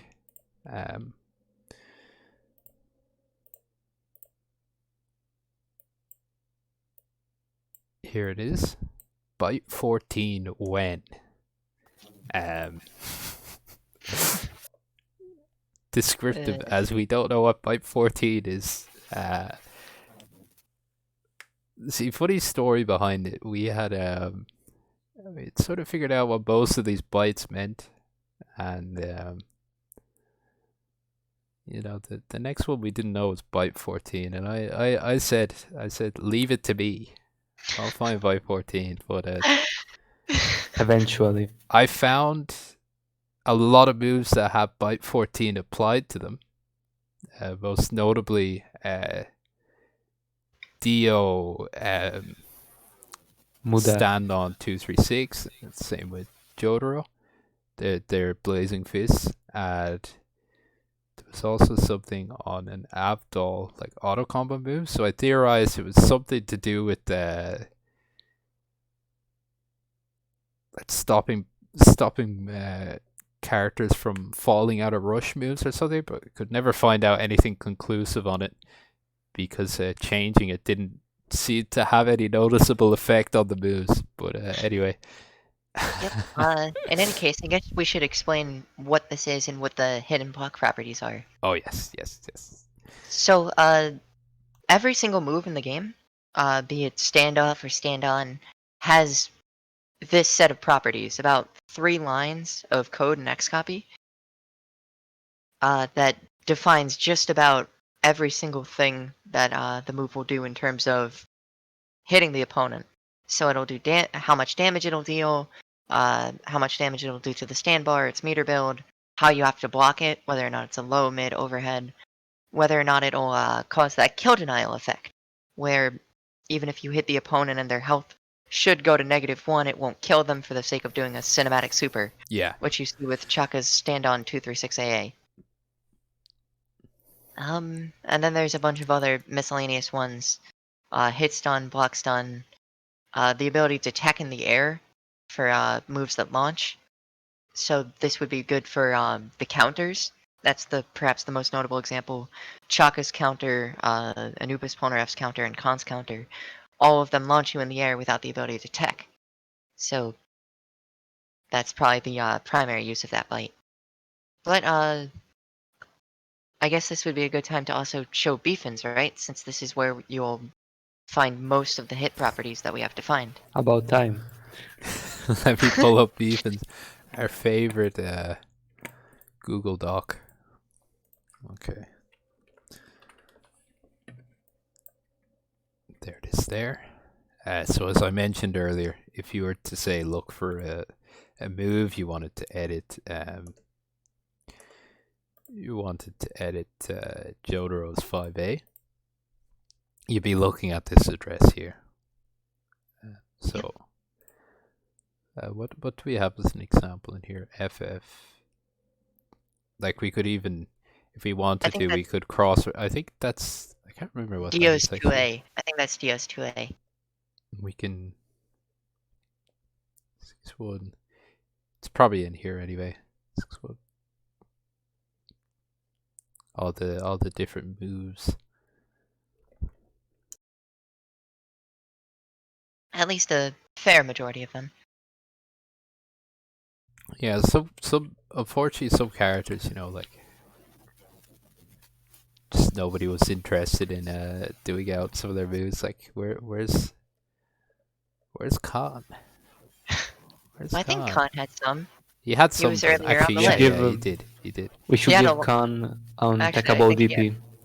Untackable DP, God. Throwback to Hyper Khan. The Khan ROM. God, I loved Hyper Khan. Alright. So I guess we could just take any move in this document and just modify some of the values. Probably damage, I guess, is a solid example. Damage is a very easy Do way to Brazilian demonstrate. resets. Brazilian resets. That's a bit harder to demonstrate. Okay. So I guess we can start with Jotaro, right? 61DD A8C, I guess would be The good. classic. Our favorite move for Amazing. editing and checking with watch points, as we'll see later. Because it's off that move that every move is a sort of offset, isn't it? Yeah, more Yeah. or less. I'll explain the process of how we use it a bit later. It's going to be exceedingly helpful to find any move you want, and even those that haven't been documented yet. In the So you'll past, see we kind of just edited numbers and saw what changed. Like we'd set the damage super high and see what move changed. But with the advent of MAME debugger, we don't have to bang sticks and stones anymore. Nope. So here we are. So we have damage 05. Jotaro does 5 damage with his hit. Set it to 50. 50. Okay. Just as a very basic example. 50. The damage Jotaro deserves. A max screen shake. Which one was it? The screen shake is very fun. Which one I was don't the even screen remember. shake again? 16. Oh boy. Yes, max screen shake. Max screen shake. Oh man. Curious how much screen shake. Oh, we can screen get. shake is 16, so it will be this Yeah. byte here. If I Yep. counted right, did I? So 0.9. It gives 0.9 screen shake. Or So I is it guess we 0, can 0? do- Hold on. Oh, is that 0.0? It should be 0, 0, because I don't think it applies any screen shake. It should be this guy here. Like we can count. We know how to count. Yeah, 1, we can 2, give it like That would Fine. suck. it is Like that every one. normal does screen shake. 15, 16. That's 16. 16. Yep. What So I are we guess gonna we can just do get? that. Let's Just give it put 50. 20. I'm not sure I'm how hearing, much. I'm hearing, opposing. I can't remember how the screen shake scales, so this could get, Really. like 1 could be normal, and then 5 could be a 9 on the Richter scale. It's based on the Richter scale. we set it to 20. I don't even know if this will work. I don't know For my you. guru meditation. It can't break the game, but being It very well could. Gonna break shaken the game so again. hard, it's gonna. You're gonna have to get a new ROM. I'm gonna have to get a new ROM. Okay, we're saving that. Alright. It's gonna shake your screen in real life. I'm gonna have to buy a new monitor.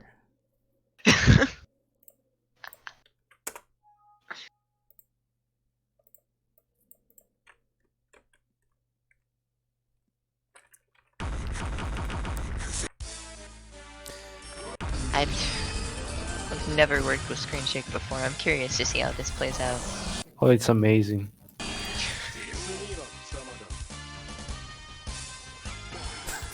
Mug. I'm scared. Oh, no screen shake. Uh, Maybe it Oh. was too high. it must be a lower value. Yeah. Yeah, it must cap off Hold on, at a hold certain on. I point. want to see this work. Just put like 3 or something. 2, Yeah, 3. 3. Okay. Or 3. either that or Screen Shake's Also, just a binary value. Everyone noticed that damage there. This Just- is Yeah. That's Jotaro. that's Jotaro, bro. That's Jotaro damage. That's normal. Yeah, that's how Jotaro works. It made me shake instead. Yes.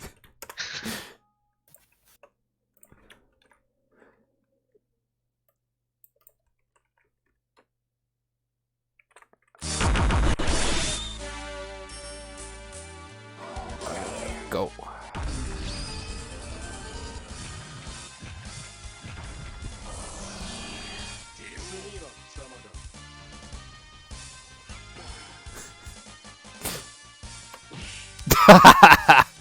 Yeah, that's it. Yes.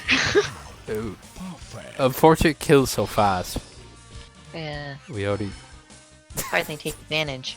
the monk. The shake. Really makes you feel like Jotaro. God, Jotaro B&B does a lot of damage, huh? Alright. So, I guess now that we've done a good job of demonstrating the hit properties, or hit/proc properties, I guess now we can go into how to find them with MAME debugger, right? Yeah, let's go ahead with that. Alright, I guess we should mention the preliminary stuff once you have it open. Yeah. Mainly that, what it utilizes are things known as watch points and breakpoints. So I'm probably butchering the explanation, but to simplify it, I guess, for practical use, a watch point is something that'll stop at a value that the game reads. So, for instance, Jotaro's 5A, the amount of damage it'll do, a watch point would read that, or see when the game reads that, and it would stop at that point. A breakpoint, on the other hand, would be something that stops at a line of code. So instead of it, so where a watch point would see when the value is read from, the breakpoint will see what line of code instructs the game to look at that value. And both of these stop the game arbitrarily when at that given point, which allows you to look through the game's code at that area, what's going on with it. Yep, that's fairly concise for what it is. So this is our command line here for writing watch points and breakpoints into MAME. So you can do watch point set, or easier to do WP set. Yep. Oh yeah, and if you're having issue with it, you can do help WP or WP set. And we'll give you all sorts of examples Commands you can here. Yep. It's a lot. Bits here. So, example here. This is what we'd mostly be using it for, right? We'd be setting a watch point for 1, 2, 3, 4 in the range. We usually don't work with ranges. We look for specific values most of the time, I find. And if it's a read or write, meaning that if it reads from the address or writes to the address. So if we're looking for moves, we're looking for the offset of. We're looking for any move that sort of touches on JoJo 5A, isn't it? Because it performs an arithmetic on that address to find other moves, if memory serves. So basically all you need to do is set a watch point for JoJo's 5A, which is 61DDA8C. We had it open earlier here, DDA8C. And then you're going to want that to be about 1. Hold on, You want to make to say watch point set Is and right. comma 1 for the range. Oh, comma 1 for the Comma range. 1. Yeah. Comma 1, and then you only want it to be read. Though I guess read write doesn't matter. Watch point set. Oh, you have to put space between. Oh, there's no set. There's no space in between WP Oh set. yes, yeah. WP set and space. There you go. There we are. So now all you have to do is run the game and use JoJo's 5A. Hold on, I have to run it through this.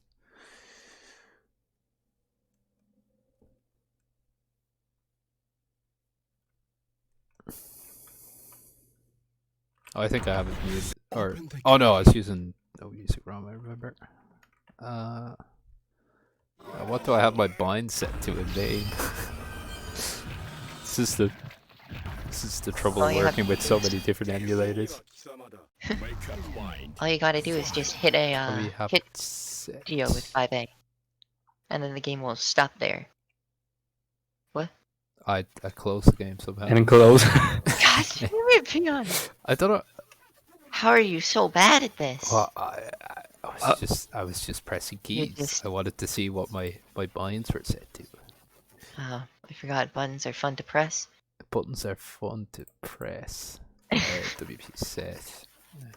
That's the ROM hacker prayer. God, I love pressing buttons. 61DDA 8C range 1 and just read anyway. We're running through this. The Alt F4. Like this. Does MAME have a close the game macro that I didn't know about?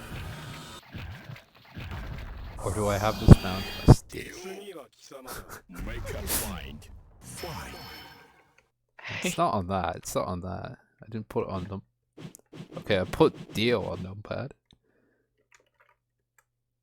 Put it.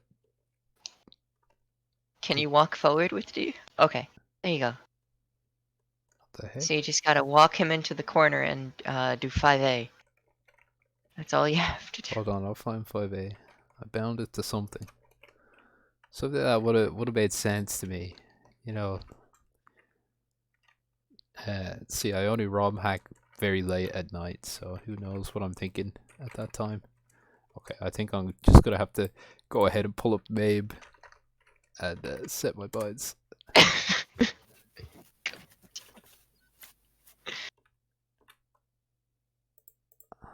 we go. What? Were they just disabled?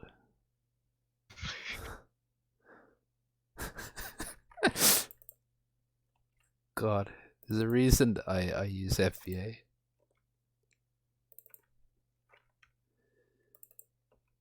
Oh boy. Okay. That should be good. Yeah, control saved. I noticed that I never found any way to set your controls through the debug. I always just had to launch You can press tab in MAME. Okay, well, shows how much I know about using MAME.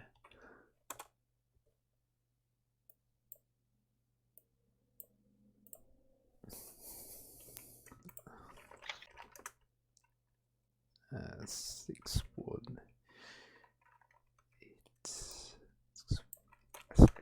DDA 8C.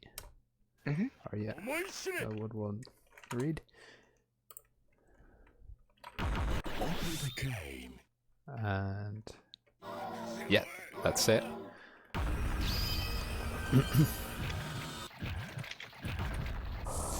Okay. Make up mind. Fly. So you see that there?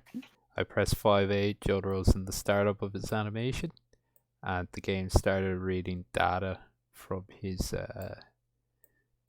address. Yep. And the thing you're going to want to look for here is the PC value. That is the instruction in the code that tells it to read that address.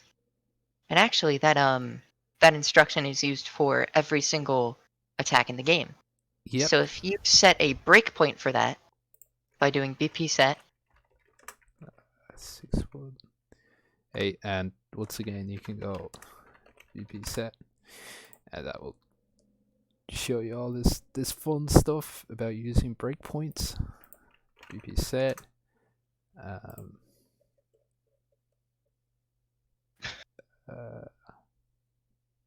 Where'd it go? 6 D3C. D3C. Yep. Okay, and we're gonna run until we hit that, aren't we? We're gonna. Yep. Keep going. And then. So what this means is that anytime you use a move, Yep. So for the example, game will stop.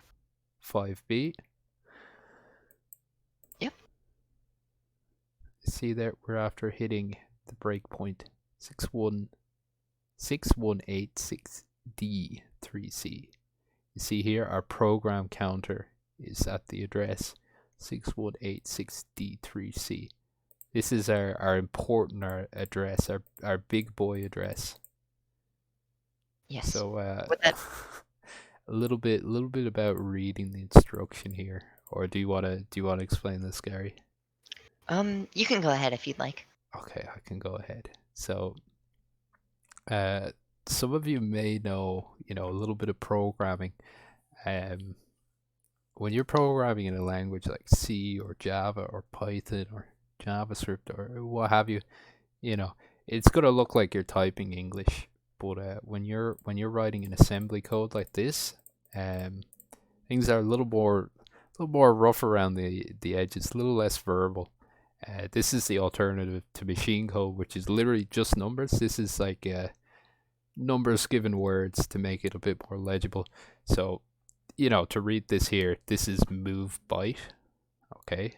MOV for move, dot B. So we're specifying a byte, which is it's an amount of data, it's a size of data, versus the long, which is larger than a singular byte. So we're moving, and also a word here. You see a word there. It goes byte, word, long. I think is the way the SH2 handles it. I don't think there's like a D word or anything between the long. I think it just goes straight to long. Yeah, I think so. So we're saying take what's in the register, which is sort of imagine the computer has 16 boxes and it can put any value it wants in the box. So it's a way of storing data. So it's saying take whatever is stored in the first, it's register 0, which is the first register. Register 0 here, so 1F1, and move it to, and now this gets a little bit more complicated because there's an @ symbol here. That means address relative to R4. So you see here 61DDABC. So it doesn't mean move what's in here to R4. It means moves what is here to where R4 says it should. So 61DD ABC, which funnily enough, ABC is this address here. So it's saying move that value there.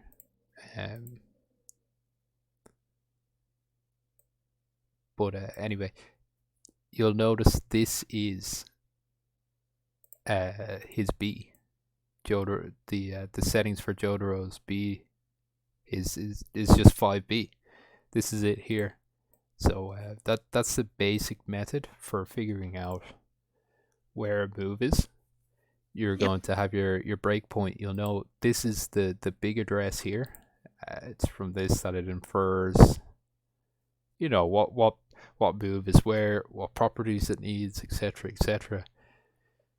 So we're using the game to tell us where it is. Okay. Anything else you want to add to that, Gary?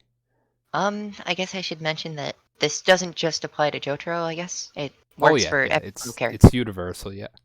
Yes, universal.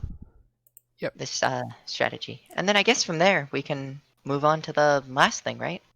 Special super pointer swapping. Oh yes, yeah. This We'll do that. This is where it gets clunky.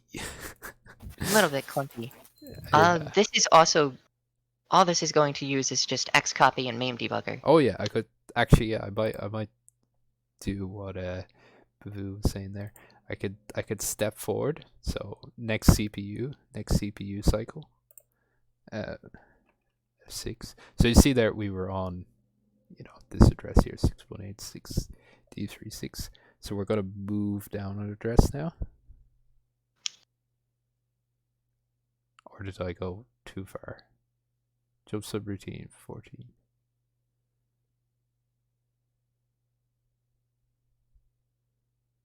Yeah, I think I'm moving too far, but anyway.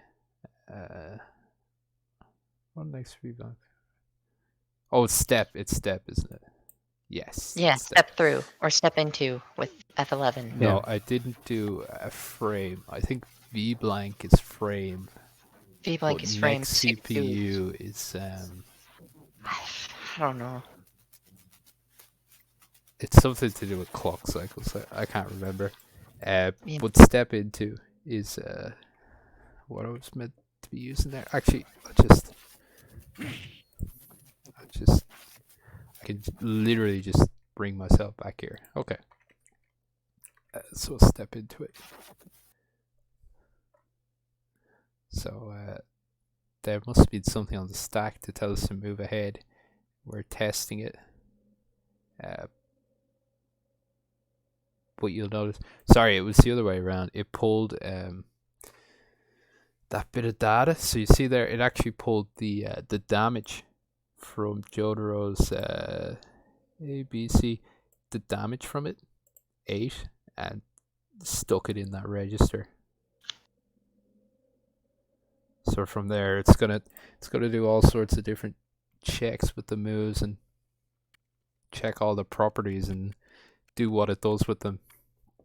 It's looping through all that stuff. Anyway, special pointers. Swapping. Yes. Okay. So this is going to again take advantage of watch points and break points. And this time we're also going to be using something called RAM addresses, which I don't think we covered yet. But should I go ahead and explain them? Go quickly, ahead. Okay.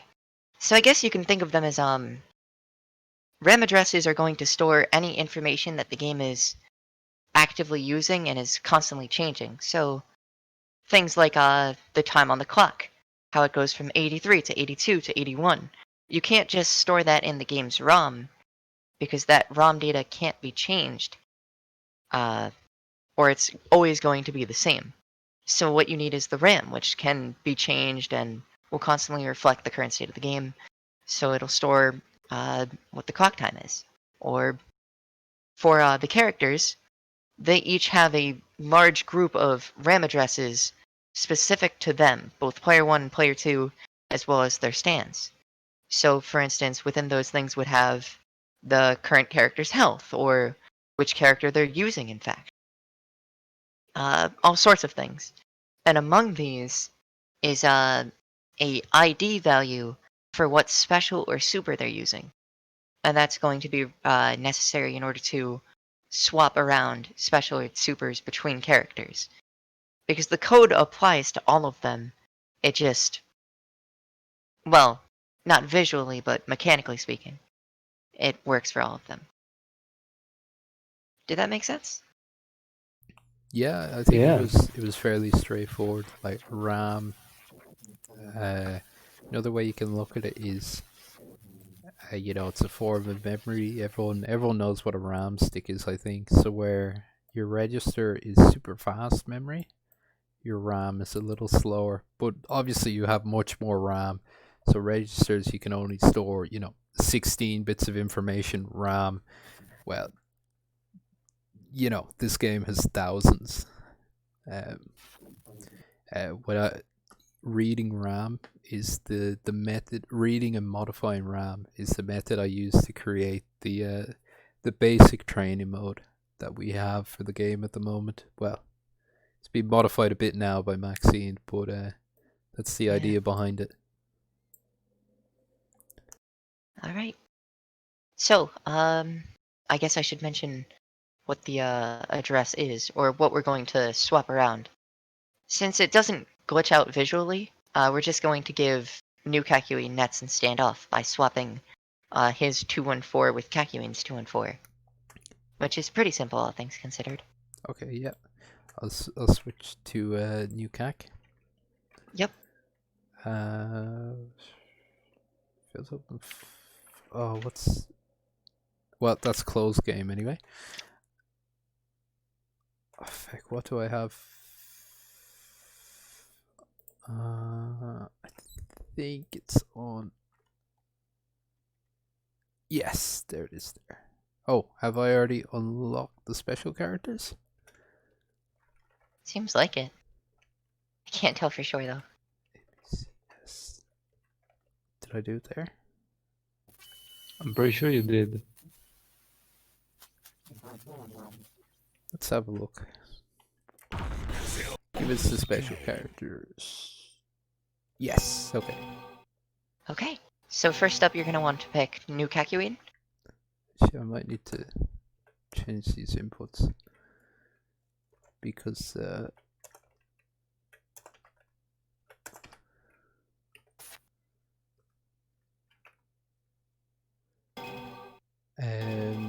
where is he now? New Kakyoin and Kakyoin. There you go. Just so we know who we're working with. What a great character. What a good character. Good character, he says.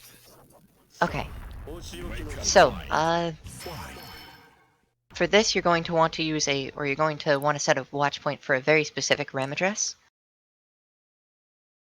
If you have the debugger open, I'll tell you. Okay. So you're going to want to set a watch point for 2035.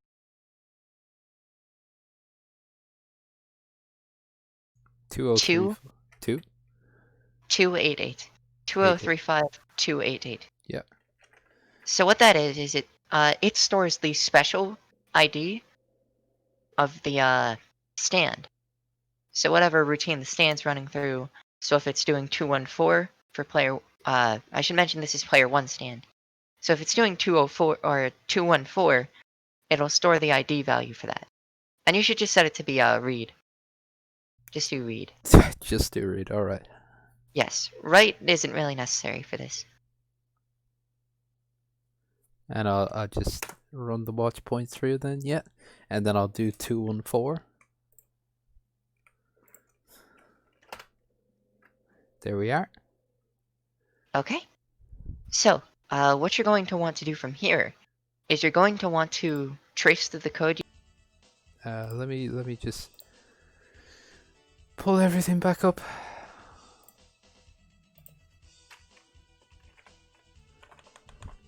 Yeah, just in regards to my internet hiccup there,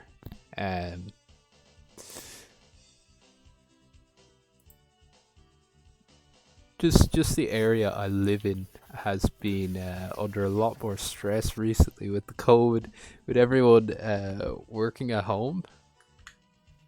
So they're pretty happy to just stop everything going on, and just out of nowhere pull like a maintenance up. No word to us, and the internet just cuts out of nowhere. It's quite annoying. Jeez.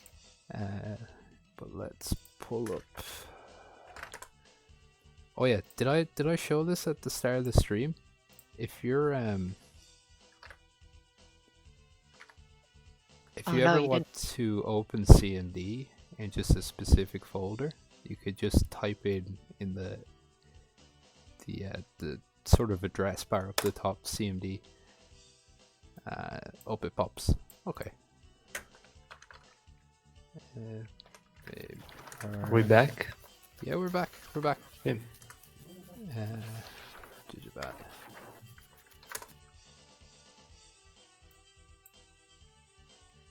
Let's get everything in action.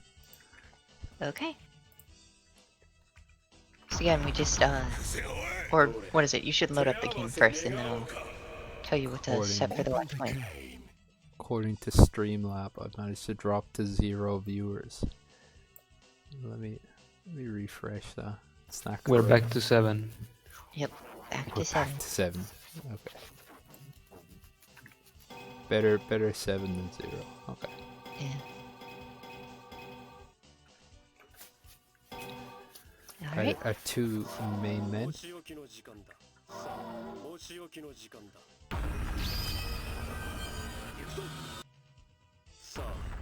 Make up mind. Fight. Okay. And at this point, we were doing set 3-5. 2035 Yep. 2-8-8. 288. That was it, Yes. wasn't it? We're 1 Yes. 1. Oh, we're just reading from there. One read. Yeah. Hello?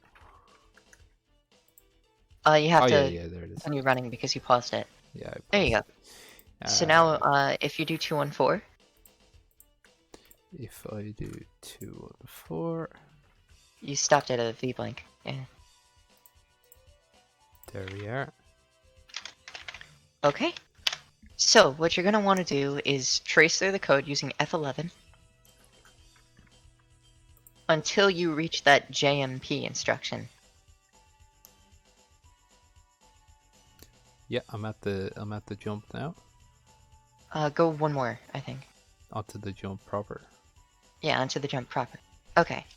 So, what that previous instruction did, move L for long R0, R2 into R3.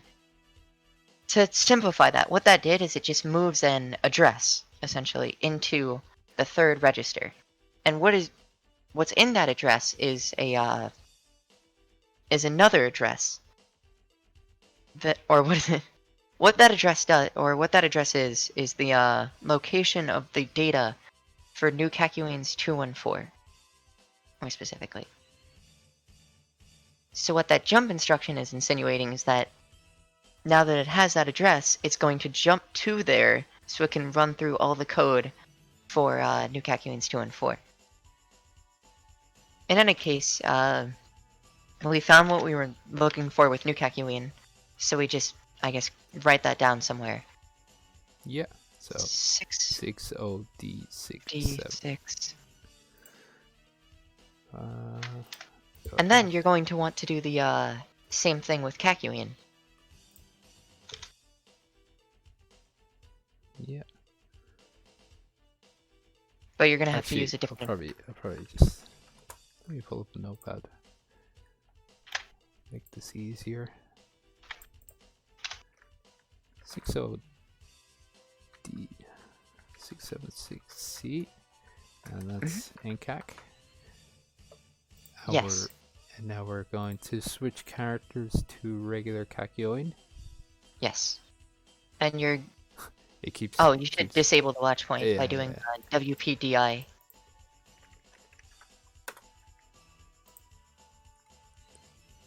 Yep. Move on now. Go, wait for it to finish.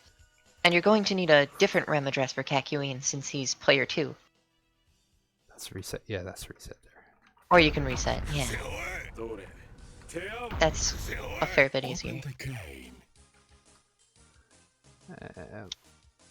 We're just going to move along to Kakyoin. Mhm.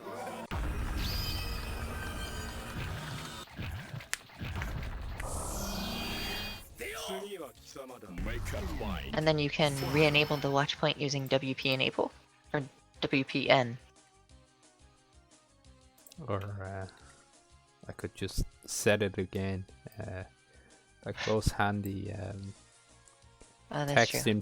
interfaces, you can just use the up arrow key to cycle through your previous commands in up and down anyway. Yeah. So just Okay. set it there, it doesn't make much of a difference. And then you can run the game since I think you stopped it at VBlank. Yep. Yeah, And then do 2 and 4. We'll do a net. We're going to pull the address we're looking for. You rinse and repeat, you trace until you reach R3 or JMP R3. The JMP proper. Yep. Yep. And then you're going to jot down 60998F6.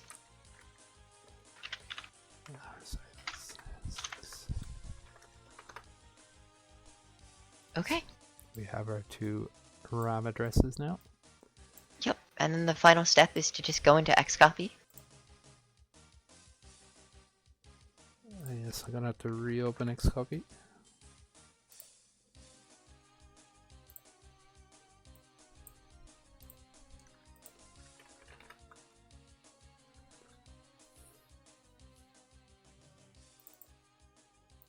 Xcopy. Yep. Open up the 10 file. Set the offset to 6 million. Yep. And then from here, it's a lot easier to just use Control F. And then copy paste in what you put down. But make sure you put a 0 before it so that it's It's a so it's 4 the correct. yeah, so it's a offset. 4-byte value. Otherwise, it won't search for it.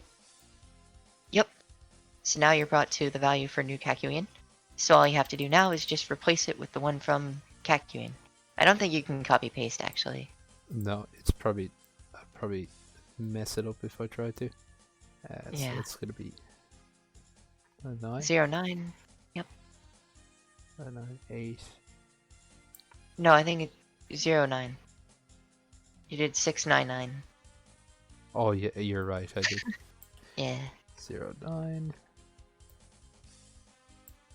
No, oh, you fecker. 90998, and then we're looking at F6 here. Mhm. Once again, just make sure the size is not changed. It hasn't. Nope. We're saving file 10. Oops, other way around. Okay.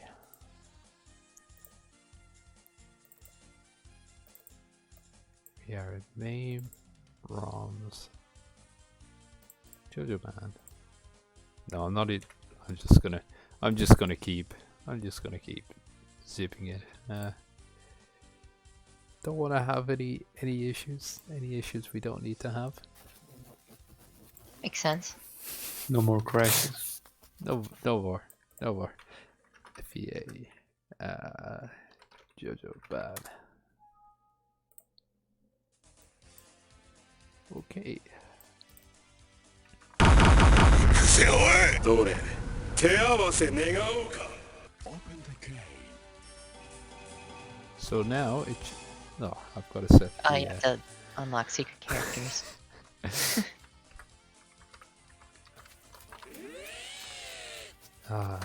Classic. Let's see if you can do it. EEPROM, electronically erasable programmable ROM. Fun fact.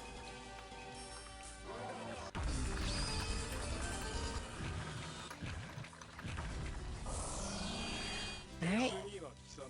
So if we did everything correctly, as I recall, doing 214 should result in a net. Would you look at that? He just got moved up to S tier. If Thank only. you. Wasn't it? You're welcome. Maybe if his nets didn't knock down. Now you can release the ROM. Yeah, I'll release the ROM for you. Real. Alright, so New CAC if you that's real. everything. I should mention that although this works for Kakyoin, or for new Kakyoin, that's because him and Kakyoin share the same stand data. Yeah. Like graphically, the data is the same, it's just the palette is changed. So it won't work visually for most characters. If you were to swap pointers around like Jotaro's 214 with Kakyoin's 214, it'll be visually glitchy. Yeah. And same for most characters. But in any case, that's everything. Just about. That's everything. Yeah, that's everything we were to cover. We're planning to cover. If you guys have anything else, I guess you want to mention. I said I was going to talk a little bit about sprites, wasn't it? But that's a bit of a hefty topic. So is there anything else anyone wants to touch on? That's some heavy topics. Yeah. A ROM hacking contest. That's That would what be a good heritage idea. for our future too. JoJo's is going to be, instead of a tournament, it's just going to be 2 hours, and it'll be like one of those Google Codathons. I'll release a specification. I'll be like, I need you to implement basketball dribble infinites in heritage, and you have 2 hours to do it. Infinite Devo dunks. Yeah. I need you to actually program Flappy Bird into heritage for the future. I'm not sure anybody knows Imagine- how to do that yet. Imagine Flappy Bird, but it was Kakyoin air dashing. Save 2 Flappy Bird. Just put that shot in it. Like, all you have to do is find the address where the game, sort of the intro ends or whatever, I guess, and just clear out all the memory there and start writing your own fresh assembly for Flappy Bird. It's that easy. It's that easy. Okay. So will I give a bit of a meandering talk on sprites, because it's no way to be direct about it. Unless I think that's basically everything we wanted to talk about otherwise. Yeah. So I'm going to pull up this very important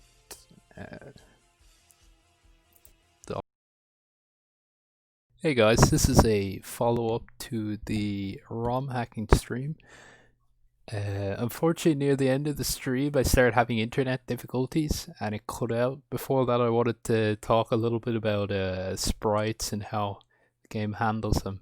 I was only going to take a very brief look at them, but we can count this as a blessing in disguise, because this has given me time now to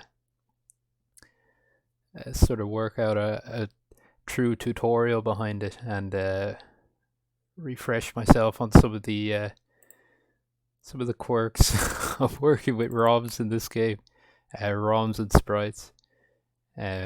Just before I go on, I want to say thanks to the people who were a part of the stream last week and everyone who contributed.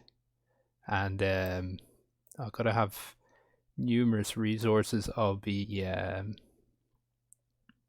referencing throughout this, and I want to give proper credit to the people that made those up.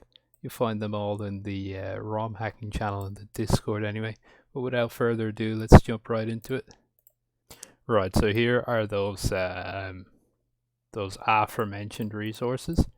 These primarily these. Well, we'd be looking at these 3 guides, and then this is a few bits of little extra bits of data that we will reference. Okay. So I just want to say, if you want to get started on this yourself, and you, for whatever reason, don't want to watch the rest of this tutorial, you should be reading these 2 guides here and referencing this one here. This is a very in-depth approach, and if you're not confident with your skills in hacking the CPS3 system, you'll probably have a little bit of trouble deciphering exactly what's going on here. But I will be covering pretty much everything mentioned here and trying to break it down and make it as understandable as possible. But these 2 guides are very good guides written by Lurgy here. I'm not sure if that's how you pronounce it exactly, but they're nice and simple and straightforward, even if they don't have the same technical backing as you will get from the CPS3 Sprite guide. These guides here. Oh, I think there's also a link up here. Actually, is it this one? Yes, this you should look at this list here. Actually, we'll talk a little bit about this later. This is by Ponty. Yeah, Ponty found a good few of these. Okay, so before I get into the meat and bones and open my X copy and my HXD and all that sort of thing, maybe I should talk a little bit about the motivation behind this, so you understand exactly why there's all these crazy hoops to jump through, all these bits about how sprites are compressed and everything. So let's just take this as an example here. This Alex here, right? Alex here is defined in tiles, right? Tiles are a collection of pixels. I'm sure everyone watching this knows what a pixel is anyway. It's just like the smallest square you can make on your screen, and it will just be a single color. So we see here, that's one tile high, 2, 3, 4, 5, 6, 7 tiles high. Just for reference, each tile is 16 by 16 pixels, and then 1, 2, 3, 4, 5, 6, 7, 8 across, right? So if we pull up our calculator, right?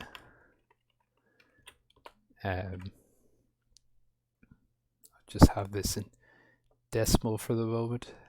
Make it nice and easy to follow. We're talking, that was 7 by 8. 56. That's 56 tiles, and there's 16 by 16 pixels in each tile, which is 256.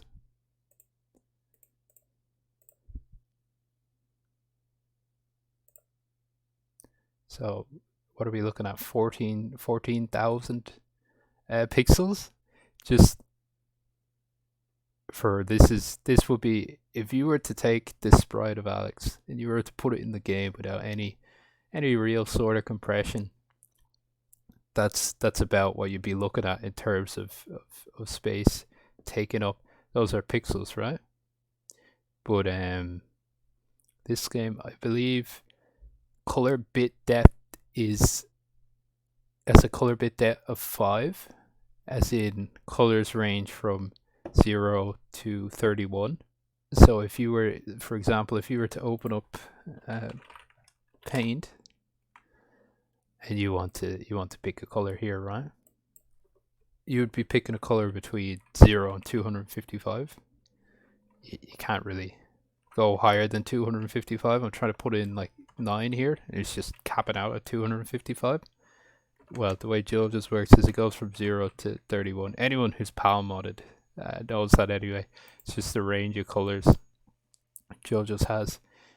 So if you want to store, so you need to store a red, a green, and a blue. So that's 3 different values, 3 different 5-bit values, if you get me, which is 15 bits, which is going to fit into 2 bytes. 2 bytes are 16-bit. This is all sorts of jargon, but it's going to make sense later. So what we're saying is each of these is, 2 bytes. So we're multiplying that by 2. So now we're talking 28k, 28.5k. You're like, okay, 28.5k,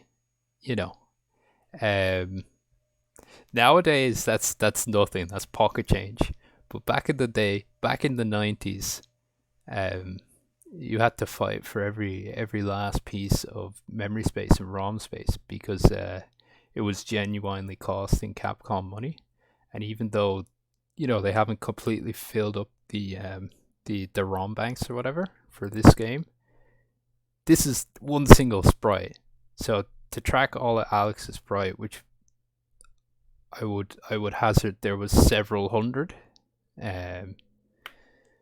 you're going into the megabytes, and at that point, you're going single bank, multiple banks of ROM per character. You know what I mean? It's just not going to work. Like even this 28k is larger than file 51, which is where most JoJo sprites are stored. Most character sprites anyway. So clearly some sort of compression is needed, and I'll be explaining all the various different types of compression we'll be using as we go through this video here. Like for example, you can even see this here. Before I've even iterated anything, I just sort of assumed this was a whole box around Alex. But you see here, the Capcom team have cut out where there's just empty space and there's no need for a tile to be there. So already that's a huge cut down on the size of the character. But we're going to see more clever ways of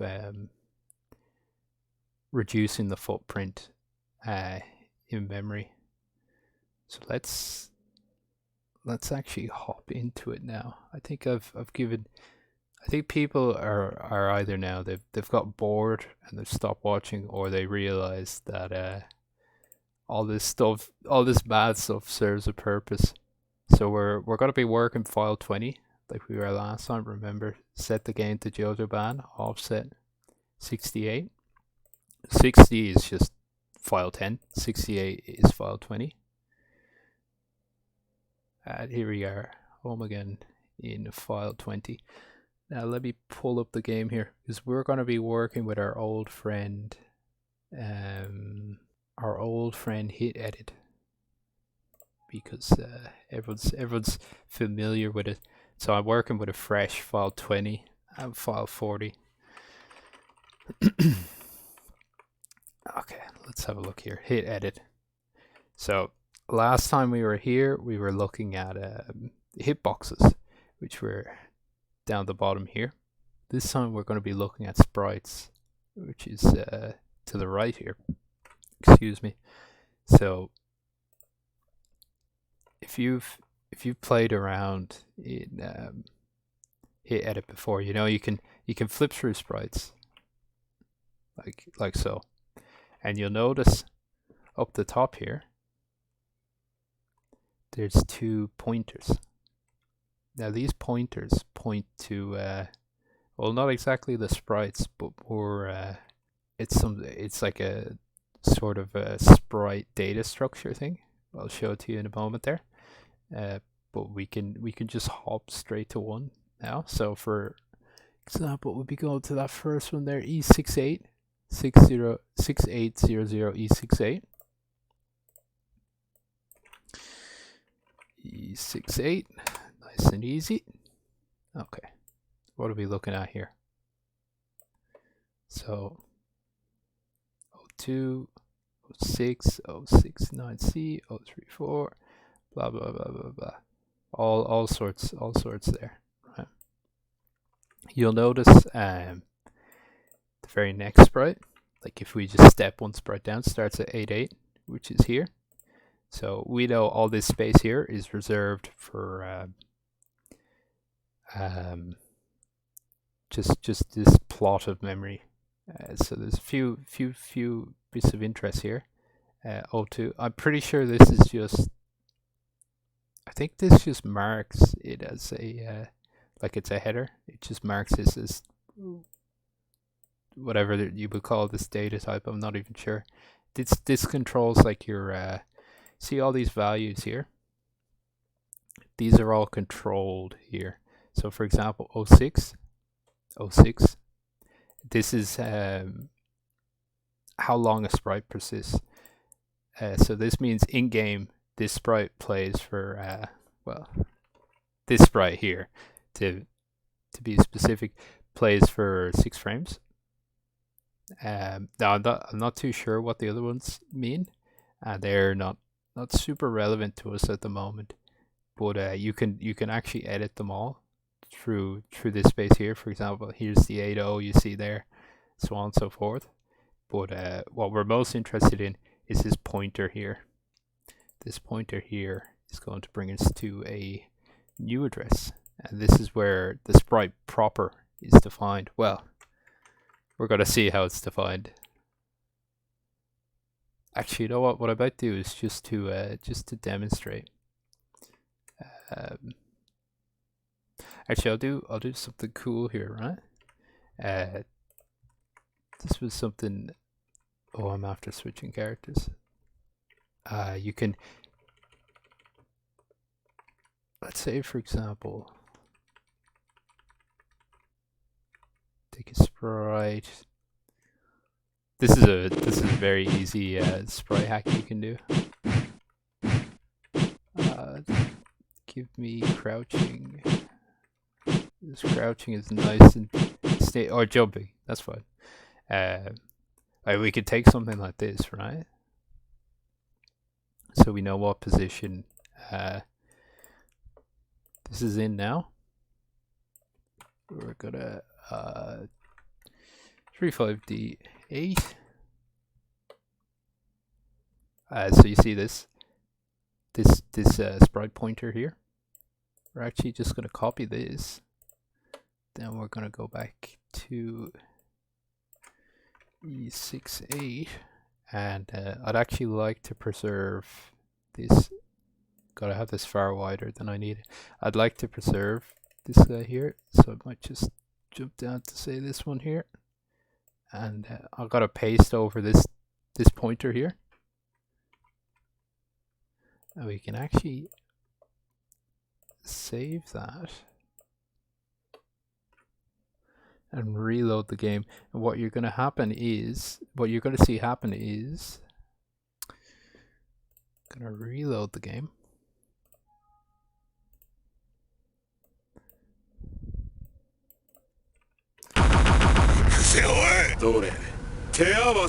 Open the game.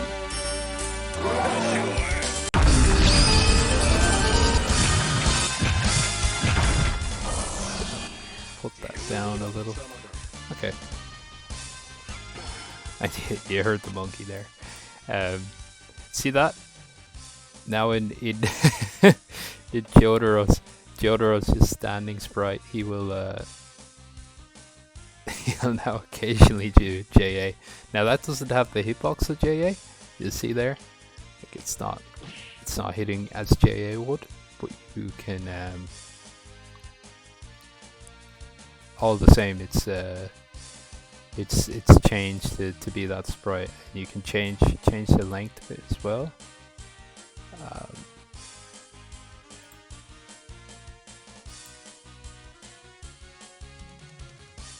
Which one did I change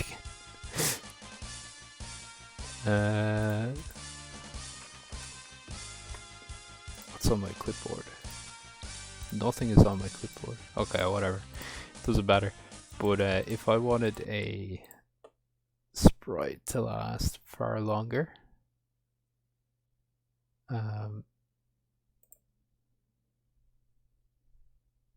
We should be down here. It should be. It's probably this one, right? Yeah, because that's far larger than these ones. Usually they're somewhat in order. So I could change this to be like, I don't know, AO. That's gonna be quite long actually.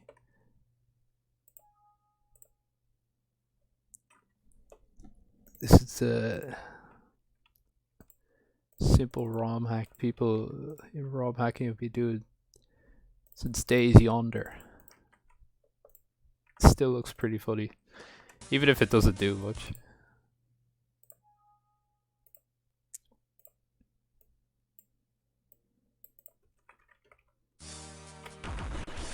Hold on.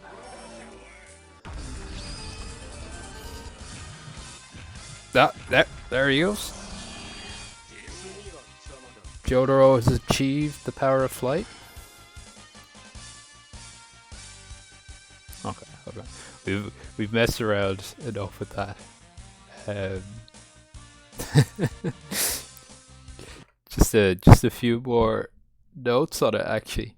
There's this test menu item, Hodge or Hodge, probably Hodge here, and I think this deals with actually deals with this data here. Like it's designed to test this stuff.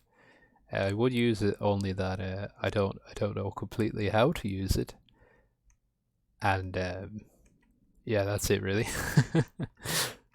It also counts all the sprites up here, so that's in. Oh no, that's decimal, isn't it? Yeah, so we're talking 300 sprites, which is not a small amount at all. Remember what I was talking about Alex earlier? If each of those sprites were, I don't know if I got the maths exactly right on that, if they were each, 28 kilobytes, the ROM size would be several hundred times larger. Like we're looking at JoJo ban here. 10 is its execution space, and then a few bits of data like hitboxes or whatever. 20 is mostly just bits of data. 30, 31, music 40, 41, 50, 51. They're all, sprites as well. So when we're talking data versus execution space, we're already talking like 90% of the ROM is data already. Oh yeah, and these guys are only meant to be, 8 megabytes. So when we're getting closer to gigabytes than megabytes in terms of our sprites, it's a bad sign. That's why we got to compress these things down. Oh yeah, one other thing I wanted to mention. If you check out the top of file 20 here, you see this. Actually, notice this address here. Maybe this looks. Let's bring it back down. Maybe this looks familiar. E68. If I move to the next sprite, 1478, 15AO, and so on and so forth. This is what's called Jotaro's unit address. So a lot of sprites and a lot of specific information to Jotaro will be found in this space, and then after Jotaro's Kakyoin, and after Kakyoin is Avdo, maybe? I can't remember. Yeah, it's Avdo, and so on and so forth. You can find that here. So if you want to know what all of Jotaro's, if you want to pull from the ROM, if you write a program to read from the ROM and you want to pull all his addresses for sprites and such, you should be reading from there. You should be reading from this unit address. Okay.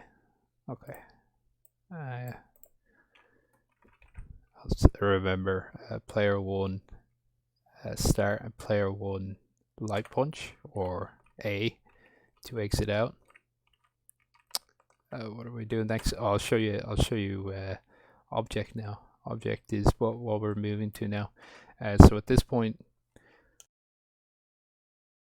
we've seen a little bit how that the sprite pointer data, like overlay, and how it handles frames and such. I think it also can flip the sprite in there, that sort of thing, like almost After Effects on the sprite, like how many frames it will hold for or whatever. Now we want to look at actually the meat and bones of the sprite itself, or at least how it's read. So we're going to jump back to E68. This is that first frame we were at earlier. Now you see here 069C 0394. That's actually this address here. The object viewer handles how sprites are read in. So we're gonna go ahead and jump to this address. So we're not just changing the pointer this time. We're actually going to that location, and we're gonna change some things ourselves. Right. So when you look at this, it's not gonna look like a bunch of you. It's gonna be a whole heap of data, right? It's gonna be roughly there's all that sort of stuff, right? Now this is where you can be looking at the color guide, or where is it? CPS3 sprite guide here, right? This might be handy enough. So this was written with knowledge of Third Strike in mind. So Third Strike, another CPS3 game. Obviously, they're going to be similar, but there'll be a few differences. See here, let the start flag, which, as it says here, doesn't really do anything. Looks a bit different for JoJo's. Or this might be some sort of sprite counter. Doesn't matter either way. It looks a bit different. Then we have the CRAM size. CRAM size there, right? And that's 3B hexadecimal. So I'll talk about the CRAM a little later, but just for a little bit of context, it's where the raw sprite data is stored for the game to read and put on the screen. Okay, it's just designed to handle sprites like that. And then what we have here are our data definitions and our data group definitions. Okay, what does that mean? So there should be one of each, right? Now, if we looked earlier, the perceptive ones would notice that, some of these are squares, some of them are rectangles. That's because these tiles can be arranged in such a way that they're either 1 by 1, 2 by 1, 1 by 2, 2 by 2, 4 by 1, or 4 1 by 4. As in, you can have a long line, you can have a tall line, you can have a small square, a short line, or square. I don't know. I don't think you can have a 4 by 4. I'm not sure. Well, this sprite doesn't anyway, and I don't think I've come across one that does. But yeah, so when we're talking about grouping, that's what we mean to say. This is just it's basically just another way of saving space in ROM. So we'll see here, if I open X copy again, we're talking 14 and 4. Well, 14 hexadecimal, so that's going to be 16 plus 4, 20. 20 and 20, right? So obviously, if we were to count up individual squares, this isn't the same image. Like we're talking 1, 2, 3, 4, 5, 6, 7, 8, 9, 10. We're talking roughly 20, actually 20 squares on Alex here as well, about that.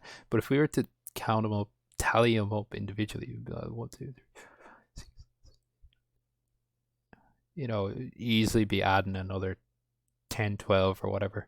So that's just, it's not much of a difference in space, but each definition here is 8 bytes. So 1, 2, 3, 4, 5, 6.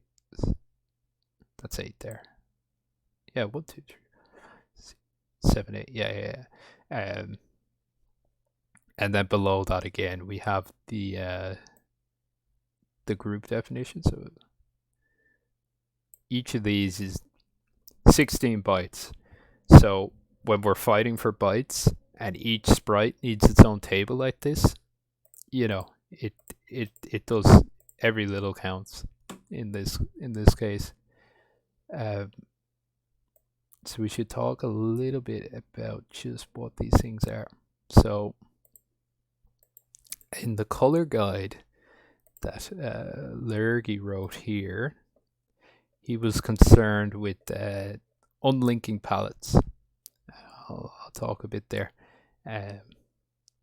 He just had you count down from there, right? So starting from here, you'd be going. That's 1, right? 2, so on and so forth. So we can just skip ahead. 1, 2, 3, 4, 5, 6, 7, 8, 9, 10. Yeah. There you go. So this block here is holds all our data about where to read sprites from.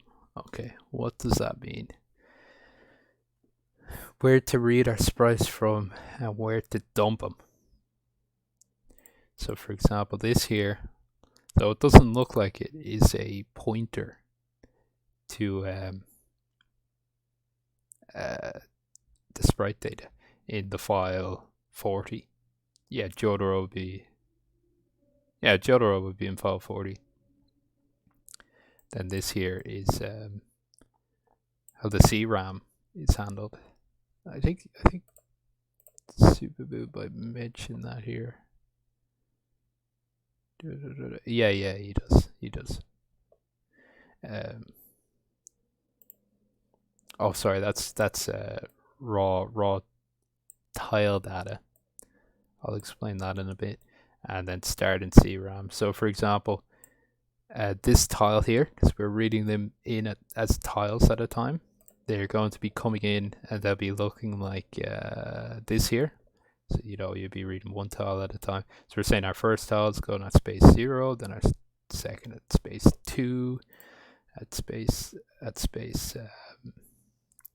20, space 10, space 80. They'll really just dump them wherever they want, but it makes sense because of how tiles are linked. They need to be in a certain order. So the team had just plotted out what order they need to be in, hard-coded it in, because when it's forming tile groups, and we'll see a little bit how that's handled, it doesn't say, okay, like number 0 with number 25. It literally just goes, okay, these two are together, we'll put them together. These two are together, we put them together, and so on and so forth. Like, see here, this is one of the long ones. Alex's sort of legs.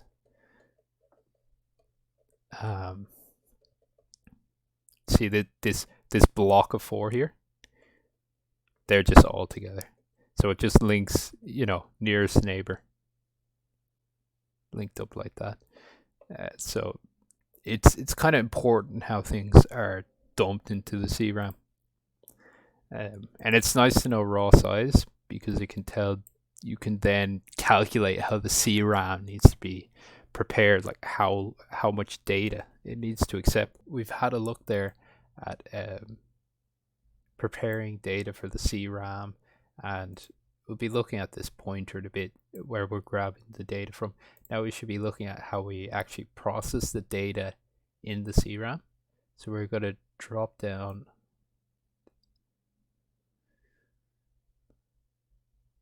ten, and we'll see here just a quick check. Now this is nothing exact or anything, but the pattern has changed. So no longer we talk in terms of C1, we just switch to 0, 0, and you see this here, oh, it'll go to so on and so forth. There's a bit of a visual distinction. But this guy down here, tile group definition, he's also working in terms of 8 bytes.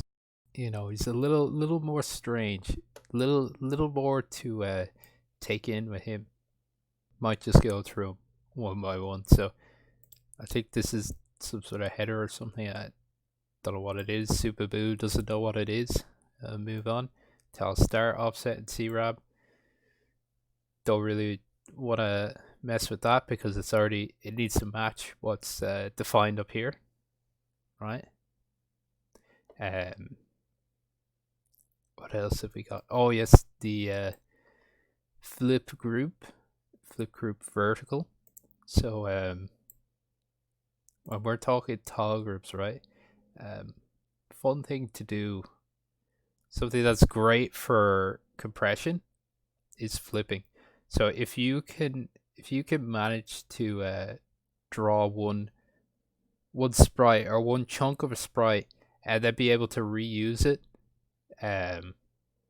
somewhere else just by flipping it, or flipping it horizontally or flipping vertically or whatever. Like if you think, like a very classic example of that is Guile's upside down kick, which started off, it's like just his crouching medium kick or whatever, but flipped upside down. You know what I mean?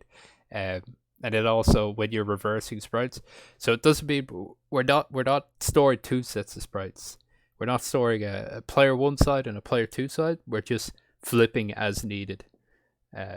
So you're gonna see flipping and a lot of operations to do it flipping. There should be ones to do it resizing as well, but I've actually never come across those. I don't know where those are, but all those sort of on the fly image edits nearly, you'll be seeing a lot. Let's keep going here. So we looked at flip horizontal, flip vertical. This one here, unknown, on the unknown byte here, which is this byte now. That actually defines which palette this tile will take. So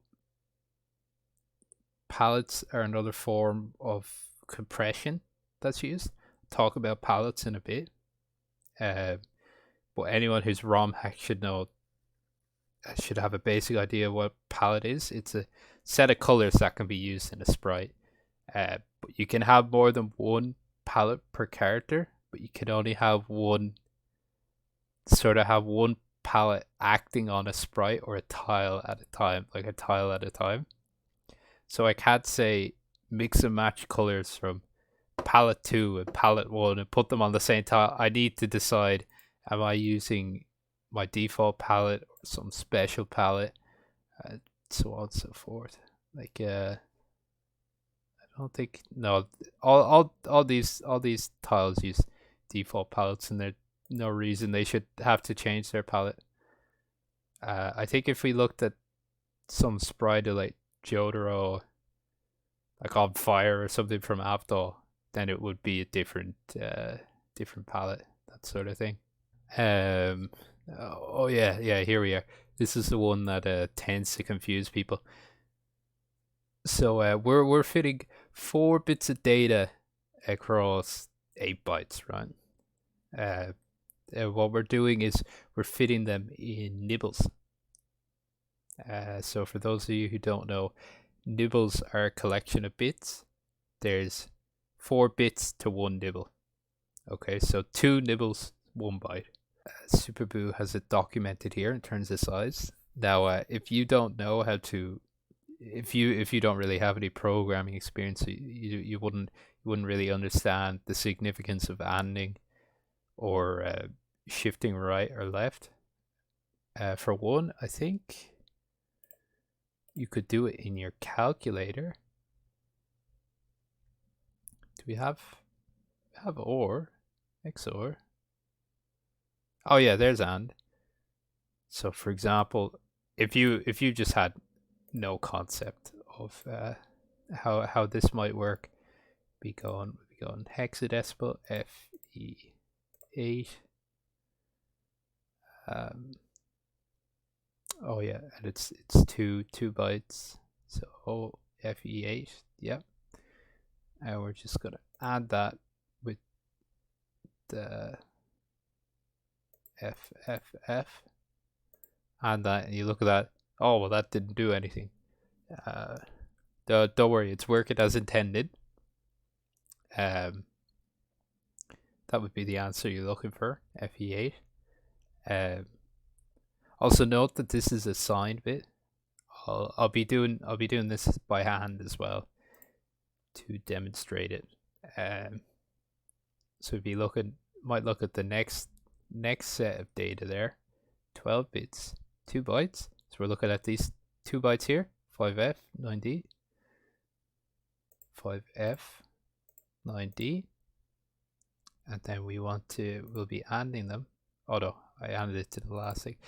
5F, 9D, and then I'll be very silly here. 5F, 9D, and it with FFF. You see there, it actually cut off the 5. That's one way of looking at this. We're cutting off the first character, which, by the way, each of these characters are a nibble in of themselves. You'll see it when I work it out by hand. And then our last nibble here, you can see this is 1 byte, which is actually meant to be 5F here. It's not. See it? Oh yes. This guy here. So we're taking 5F. Then we're going to hold on. Make sure to clear no mistakes. 5F, and then that with 30. And then we're shifting right 4 times. Yeah, 1 is the answer we're looking for in this context. And then we do it again. We do it on the same byte. 5F. I'm going to be anding that with CO 40. Now we're going to be doing shift right again, and 6 this time. 1 is also the answer we're looking for there. So if you're not interested in doing it by hand and you still want to work this out, that's fine. You could look at it like that. Oh yeah, and signed. I think you could also work out signed. Like if I was to go FFF, I thought there was something here that would work out sign for you, but I have to just figure it out yourself. Yeah. But I'll show you how to do that.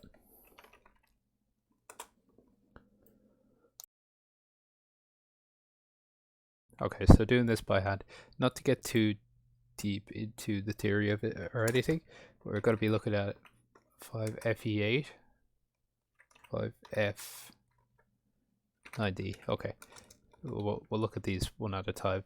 So first thing we got to do is and hand off this guy here. So 0FF. When you compare them, F just lets. Okay. We can actually break this up into nibbles. So first nibble, 0, it's nothing. Next nibble 1 1 1. Next nibble 1 1 1 0. Next nibble 1 0 0 0. Right. This is this byte, this word rather. This word is 2 bytes. These pair of bytes, this word represented in binary. Then we can represent this FFF, which we are adding in binary as well. You'll see there, it sort of acts as a gate. So anything that's 1, it will let pass through. So we're passing through, and anything is 0, it won't let pass through. So at the end, we're coming out with 0 0 0, 1 1 1, 1 1 1 0, 1 0 0.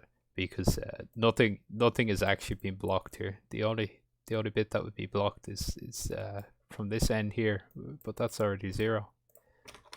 So we're getting no difference in value. This just comes out to FE8 as we saw earlier. Now if we were to do the same thing here, we'd be talking 0 0 1 F 9 at the D, which is 13. So it'd be like that. Yeah. We are adding that with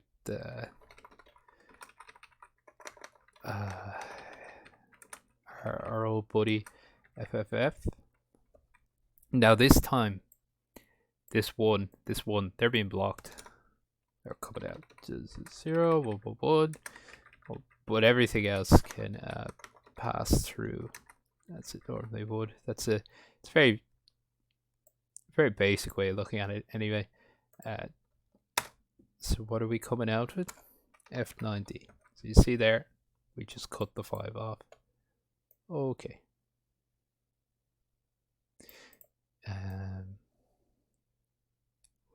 Just leave them like so, because we're gonna want to look at these again later, just to see exactly what they do. At our last bit there, the nibbles.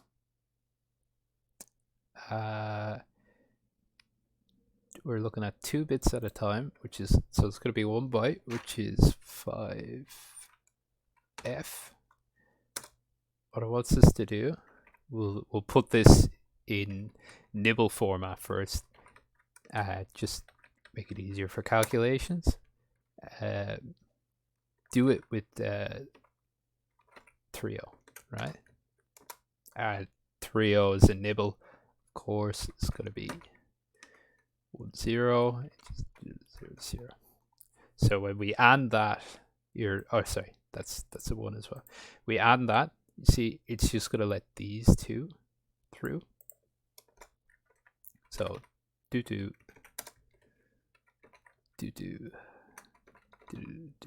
And then what we're doing is performing what's called a shift right operation. So we're taking this, basically what we're doing is, imagine this is on a tape and we are just shunting the tape to the right. So so this one is going to end up 4 places down, and these zeros are just going to disappear into nothingness. And whatever you shift right, you just make more zeros to make up space to the side when you need it. Yeah, there we are. So that gives us 1. We were looking for 1. Now operation beneath here, 1 byte and CO. Okay, 5F, and which we know from before is like so, and then CO. Right, we could work C out to be 1101. Oh, actually no, C is just, yeah, that's C. So that's just taking the first. You might notice the pattern here now. We're we kind of split this nibble into two. So we split the nibble into pairs of bits, and we just took, okay, we're looking at it from this one, and we're looking at it from this one. Okay. And what does that mean for everything? So this, oh yeah, and this is, so that's going to come out to this, and that's actually going to shift right 6 times over, which brings it down to 1. So we get 1 for both of them. Okay. Let's tidy this up. So we're looking at 1, 1, F dot D, so on and so forth. Okay. So what we have here is group X offset, group Y offset. Both of these are signed numbers. Signed means that it can be either a plus or a minus number. In this case, they start with F. If you're not familiar with 2's complement, that's the method used for signed numbers. Look up 2's complement anyway. But to explain it briefly, it's like counting down. So FFF is -1, and then FFFE is -2. So that might not make sense. You might want to turn it around through your head a few times, try and get the idea. But if you look at it like this, 0 equals 0, right? But if you were to subtract 1, well, this would be equal to -1 then, but how would you represent that with the hexadecimal? So assuming that this is actually not just 0 for infinity, but there's a 1 or 2 or 3 or whatever past this, we don't care what it is, just some sort of number that we could carry a bit down. You could see this as the carry, the carry across the resultant. Yeah, just remember that 2's complement splits it in half. So if we're talking, if we're talking a single nibble, 0 to 1, or 0 to F, right, up to 7. Yeah, 7 is whole numbers, and then everything past that is negative numbers. So it sort of splits the size of your data in half, but in turn it gives you access to negative numbers, which could be handy for stuff like this, because we want to be able to move around where the tile appears, which lets us move into spots like this, so we can avoid empty space like this, which is a form of compression in of itself. We don't have to worry about this empty space. Okay. Number of tiles Y. Okay, I think that's meant to be X, but this is number of tiles X and number of tiles Y. So obviously it's going to be 1. In this case here, it'd be Y1 and then X2 or X1, Y4, so on and so forth. You represent it as where are we there? X copy. So it's just this 5 here. This single 5 here is representing it. So this would be 1, 1. If you wanted a sprite to measure up 4,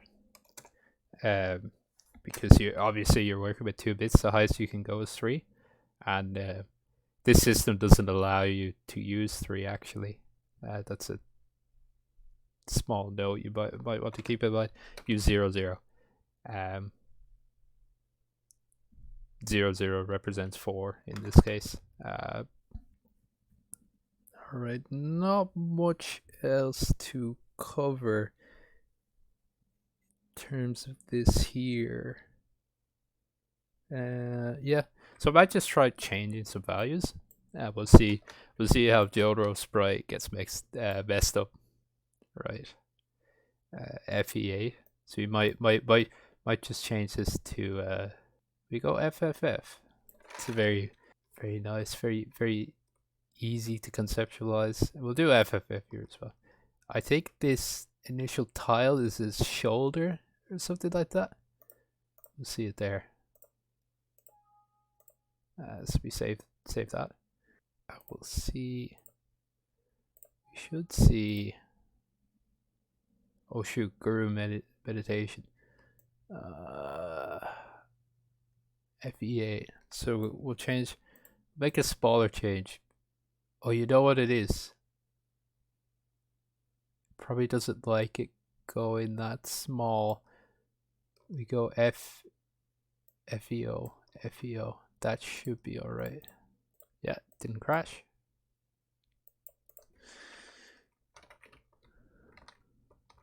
Oh, hello. Yeah, you see that there? Where's his shoulder after having gone? It's probably under this sprite here. But yeah, would you look at that? We've messed with it's probably down here or something. We've messed with its X and Y, and suddenly the shoulder's nowhere to be seen. I think that sort of covers it for this particular area. What we should be doing now is looking at pointers. You should be looking at pointing to the tiles themselves and how they're stored and how they're read and how we decompress them and all that complicated stuff. Right, so at this point now we have a rough idea what's going on in regards to how sprites are being, or rather tiles are being pulled and they're being assembled into sprites. So now we're going to look into actually tracing back this pointer and seeing how the raw sprite or tile data, I should be saying tile data itself, is being stored. Let's pull it up here. We have a guide here made by Superboo. We've referenced a few times now, and it's gonna come in handy again. We have a formula here, very simple formula. So we take the address, we times it by 2, we subtract what's that now? 400,000. Well, it's not 400,000 the number, but you know what I mean.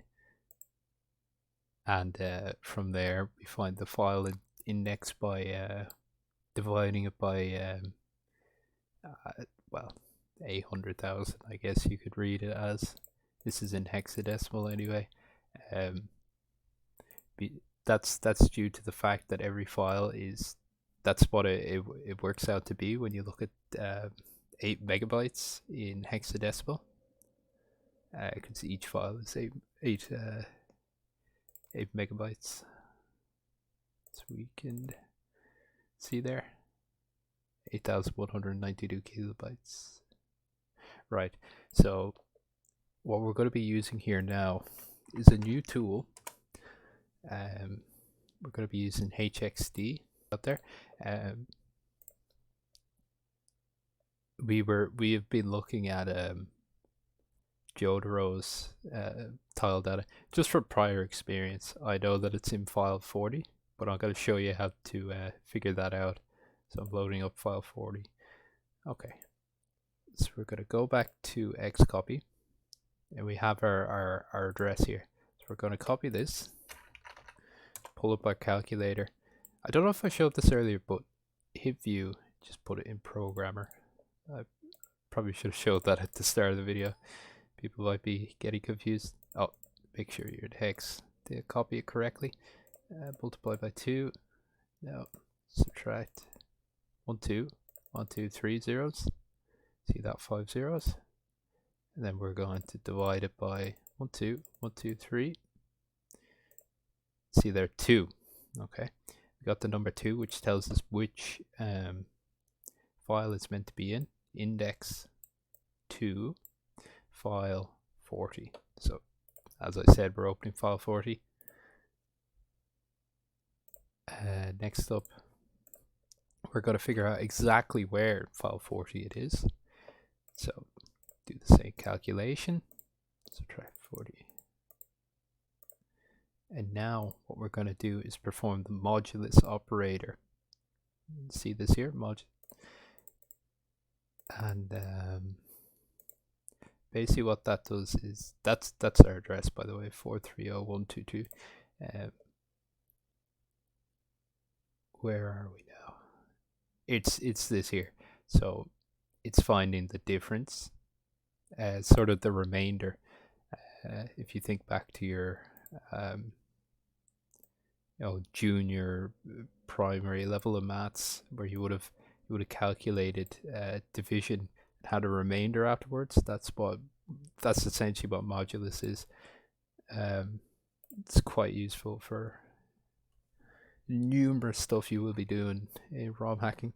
So 430.122, wasn't it? Let's confirm. I have one too many zeros. And here we are. So you see this is just a lot of raw data. This is so much here. Right? These are all tiles for JoJo. At this point, we would have seen in Xcopy how everything's defined. So, clearly the game knows how to read everything. It doesn't need any headers for this raw data here. We know how much space we need to allocate for the CRAM. We know where it's going in CRAM. We know how it's being read out, and all those bits and pieces. So we know how much we're pulling, and we know, we just keep reading from here until we fill up the CRAM. It's that simple, and it fits into the tiles as necessary. But there is something you should note up here. Where are we now? 4300. This is the start of JoJo's, of all JoJo's tile data. So this is I don't know where this is marked now, but it is listed in where are we?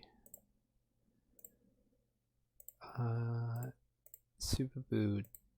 Oh no, it's not listed here. It's listed in Ponty's file. Here it is. Yeah, 430.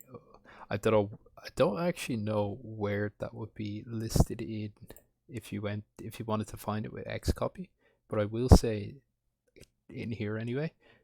I poked around a bit, and I did find an address that did seem to point to that location, but I couldn't really discern how you would find that address, if you get me. So because you can in Xcopy you can always do a find. So if you suspect there's some data that's a pointer, you could literally just type it in there. That, for example, I was to suspect that where are we now? I was to rightly suspect that this is the start of a pointer here, 69C039 4. Oh, that didn't find anything because I didn't search from the top. That didn't find anything because oh, hold on, I'm missing the 0 there. Yeah. So I would have found the data that pointed to that, so there is a way to reverse engineer things, but obviously, you found this, but what does this really mean to you? You would then have to know this is a pointer here, and then from there you would have found JoJo's unit addressing. I just haven't traced it back far enough, I suppose, to figure out where all these are defined. They're probably in the unit addresses somewhere. That doesn't matter anyway, because we have a list of them. So just reference that list as needed. I know I said we don't really need any headers or anything, but I think this is just signifies it's a star. I don't think it doesn't really mean anything. Then from here, this is all what's called the lookup block. And I'll explain what the lookup block is, but suffice to say it's another form of compression. That's the short answer. It's another form of compression. In fact, you'll see it noted in SuperBoo's guide here. Lookup block address. We would have seen this earlier when we were looking at our CRAM size and number. Remember, we were counting our tile definitions to figure out how large this block was. Lookup block address for third strike anyway is noted there, but see noted here, JoJo's doesn't define a lookup block. It's in a known location, basically just on top of where all the sprite data begins. And this is an important thing we're going to touch on in a bit. Okay, so at this point now we need to talk about, because the game is just pulling these values now. We're just pulling these values now. 1, 1, 2, 2, wasn't it? Yeah. So now we could start playing with these values. We could do whatever we want with these now, and it's gonna display in game. Like I might just go. I could just fuck with this. I could let's say, for example, change this 8F to I don't know, 2, right? And we can go ahead and save that there. Oh, it's a bit off. So you see that there, JoJo, not looking too pretty. I changed some random data and wait, did I change? Why is his hat down there? His hat is down there. That's funny. Oh, that's right. That's what happened when we moved that there. But you see there's also other, other bits of sprites that look a little bit off. I think that's what happened when I changed that there. I think that's his shoulder. Yeah, I'm pretty sure that's his shoulder, and it's been flipped horizontally. I think that's what's going on there. Yeah, so it's all fine and dandy, just going ahead, randomly pressing buttons and changing things about. But what we really want to know is what everything does and how we can change it and bold it and implement it to fit our needs.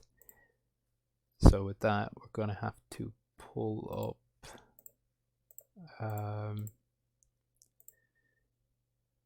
no, wrong spot. We're looking for SuperBoo's guide here. We're going down. I think I missed it. Yeah. Tile data decompression, right? So at this point, we've read in the data, and we're sort of translating one by one each byte how it works. So a few things to know just for context, right? Every color comes from a palette. That's how you spell palette, right? With a palette, palettes have 64 colors, but tile data is stored with bytes, and of course, bytes store from 0 to 255. So that's 256 minus 64. What do you like? 192. Yeah, we're 192. So we have 192 extra bytes, or well, extra values. We should say. What do we do with them? Right. That's the big question. We have 100. We're using 1/4. Currently, 1/4 of our bytes are being used. Right. What do we do with them? I don't know if I mentioned this earlier, but palettes are another form of compression, right? If you remember, I mentioned that we have 5-bit color depth, which means if you want to store a color, it's going to be like, we'll have 3 bytes. Oh no. Yeah, we're gonna have four nibbles, and this we're actually going to ignore this first byte. We're gonna use those. We're gonna use those. We're gonna use those. We're gonna use those. Okay. Because we're doing it in sets of 5, so that's the first 5. 3, 4, 5. Next 5. Next 5. It's not quite intuitive, but I'm happy that they went with the 5-bit color depth, because it gives a lot of vibrancy to the games. If they had gone for like 4-bit, yeah, the palettes would have been smaller, but they wouldn't have looked half as good. And if they'd, like, I don't know if CBS3 probably could have handled like 6-bit color depth or 8-bit or whatever, but 5-bit seemed to be what they wanted to go for. It worked out for them, so this is probably reorganize this to read a bit better. Actually, just for the sake of demonstration, like that. Yeah. Alright, so that's R G B. But once again, most people don't really care about changing that stuff just for pal body, but it's important to iterate that rather than each pixel needing to be 4, or rather 2 bytes. So this is 2 bytes. Each pixel can instead be represented as 1 byte. And so that when you have many sprites and they're all going to be using the same palette, this works out, and it's especially handy because it gives us a system where we can switch and swap palettes, as I showed earlier with that byte that allows you to change out your palette.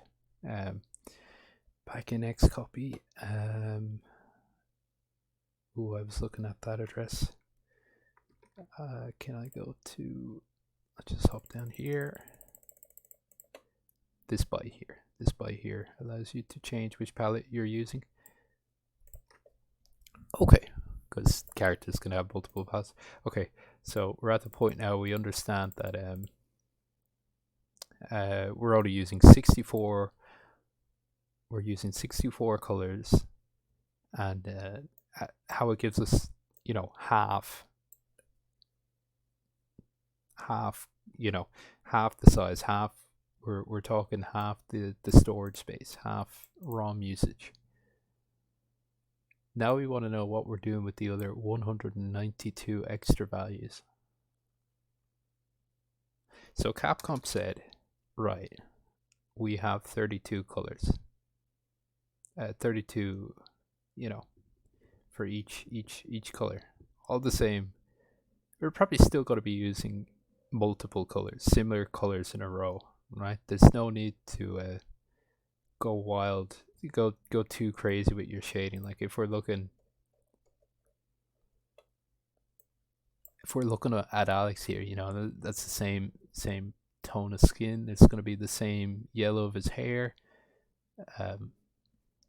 green in his pants, all that sort of thing. There's going to be multiple pixels in a row with the same color. So Capcom said, okay, what we could do is design a new system now where the first 00 to 3F equals palette. Where'd that O come from? Palette colors. And then 40 to 7F equals duplicating previous byte, we'll say. Okay. Well, that seems like a neat solution. So we're going, this is you know, 0 to 64. I'll just put it in decimal, and this is well, 63. Let's go to 63, and this is 64 to 127. Okay, we've used half of the space now. We're now staring down the barrel of, you know, 128 more bytes.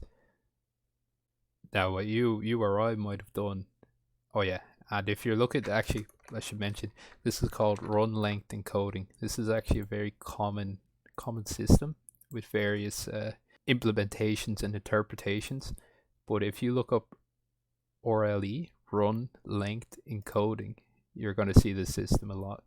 So if it was me, you know, I was in Capcom's position, I'm like, okay, I have you know, this number of this amount of space left. I would have went, okay, let's just do it again. Let's just duplicate it. We'll have two pixels per byte. That seems pretty good, right? That seems like that seems fairly efficient. But Capcom went, no. They had a different system in mind, and they were going to use all of the remaining space in this byte on one more form of compression. Okay, what are you gonna do? At this point, you've compressed it, so you don't need to type out the color combinations. You don't need to put in multiple values. So, you know, what could it be? What's better than having 2 pixels in one? Well, how about 2 pixels in one with the flexibility of this system as well? And that's what the lookup block is. That's how the lookup block comes into play. So we look up here at our lookup block, for example, and we see these two values. I don't know if I mentioned it earlier, but the lookup block is actually 256 in length, which should be this. 256 is 100 hex, by the way. So this is an enormous space being taken up, right? So you'd want it to be used for something important, and you might notice it now. This is 128, and that's 256. So what could it be? It's that one of these bytes is worth 2 of these. So, oops. So for example, looking at the first one here, 0041, if I was to throw in, let's say, I have some data, I'm pulling in 05, that's from the palette. I'm pulling in 2A, that's from the palette. Oh, actually 2A, I could run that through a few times. 4, 6, I want to run it through 7 times, duplicate it additional times, but then I'm there like, okay, now I kind of want to get 00 and 41, right? I want 00 and I want it to be duplicated twice, right? Well, this is 2 bytes, right? This is two raw bits of data in our theoretical tile storage. Instead, with the power of the lookup block, we can write that as 80. So what that means is when it's decompressed, it pulls it out, it looks at 80 and it's like 80, okay, I know that's from the lookup block. Checks up on the lookup block, it's like, okay, first a 00, then a 41. That moves on, and then it decompresses the 41 to duplicate the bytes. So, this may seem like a simple system, but it actually leads itself to some incredible power in the compression of this game. So, lookup block. This is going to be 128 to 255. So this is it. These are the 3 stars of our show, of our palette show. So at this point now,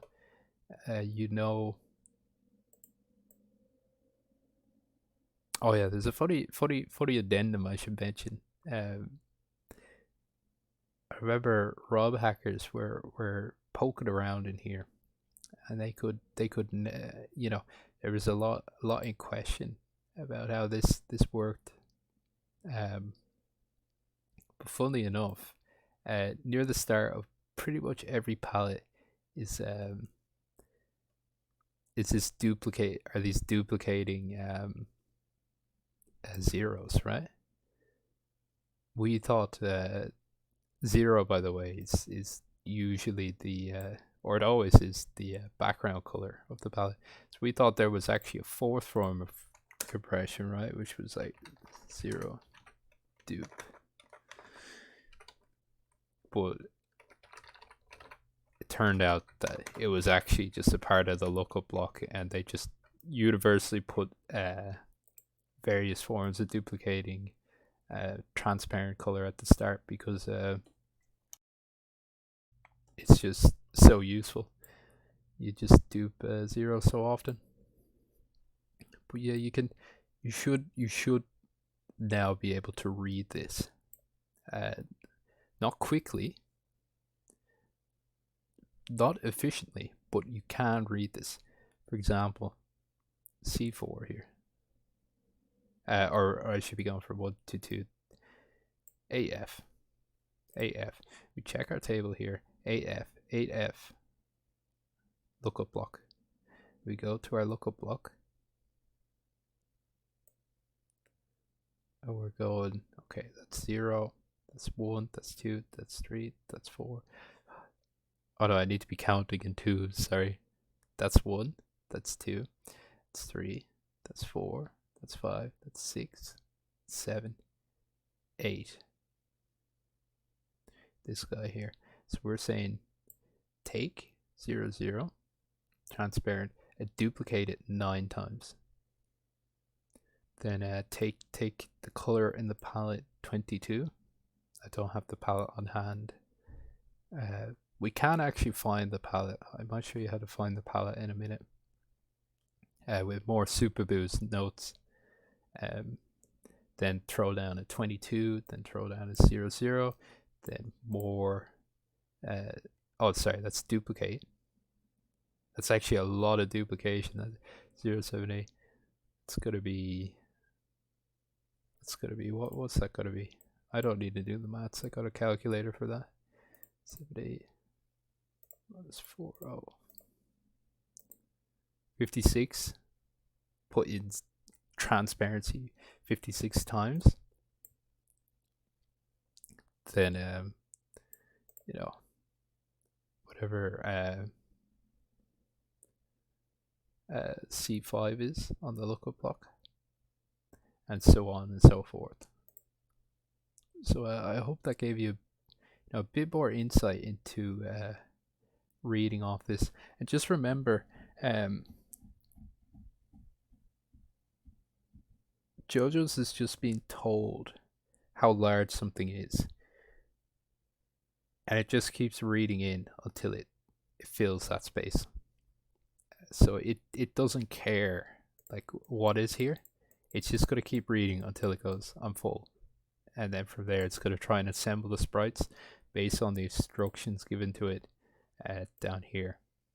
If you remember, we were looking at this. One more. I'm trying to think. This is now covered most of sprites.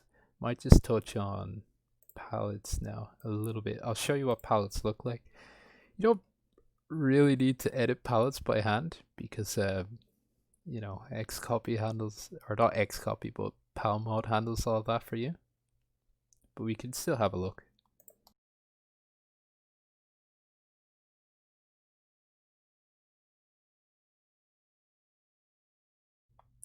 Here we are. Character palette address plus character number times 8. So let's take Jotaro for example, because Jotaro is nice and easy. He has a character number of 0, so it's literally that address. 6 F, so that's gonna be 7 E 6 F is. Did I do that wrong? Oh, hold on, I need to take out the 6. What's that? We have a pointer here, pointer to an address. Now, copy that. Paste. Now, if memory serves, you don't actually double this one. You just plug it straight in. Let's see. Yeah, that makes sense.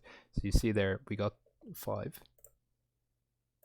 And if we look at our table here, index 5, 51. 51, anyone who's PalModded before knows that character palettes are stored in 51. So we can actually open up 51 here. Then we'll use our handy dandy calculator to figure out exactly where that is. Same method as before, we're using modulus.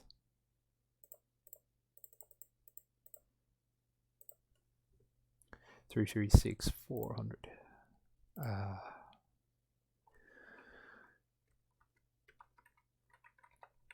6, 400. Yeah, here we are. So as I said earlier, you'd be talking 2 bytes per palette. This is the initial transparency color, not very interesting, but here's the next color. Might actually, just for the hell of it, decrypt this, figure out what it is. So we got 7F17. Okay, I remember from earlier, we're working in terms of 5 bits. So we'll just dissect this as nibbles first, and then reconfigure it to be legible. So 7, which is that, F, which is that, 1, and then 7. Okay, let's reconfigure this.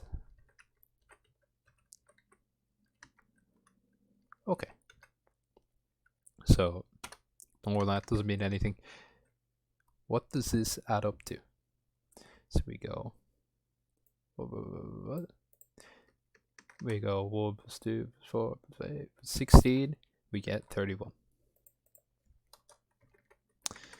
16 plus 8, 24. We go 16 plus okay, that's 2 4 2 4 6 7 4 23. Cool. Yeah, that makes sense. It's one less than that. Okay, 31, 24, 23. Let me pull up PalMod here actually. Make sure I've added it up right. It's PalMod. PalMod's better than me, you know? It's been people been using that for years. I was never much for PalModding myself actually. But useful just to see how these bits work. Okay. See here, I'm looking at the second color. 23. 24. 31. Oh, I got my RGB backwards. It's actually B there, R there, by mistake. Okay, that's how you figure out exactly what your color is and how it's represented. Okay, I think we're looking at closing thoughts now. I've shown you guys a lot of stuff, and probably I hope at least half a dozen times you've gone, I have no clue what this guy is on about. This is too hard to follow because this stuff is tricky, and if you think you've followed it all perfectly, you're lying to yourself.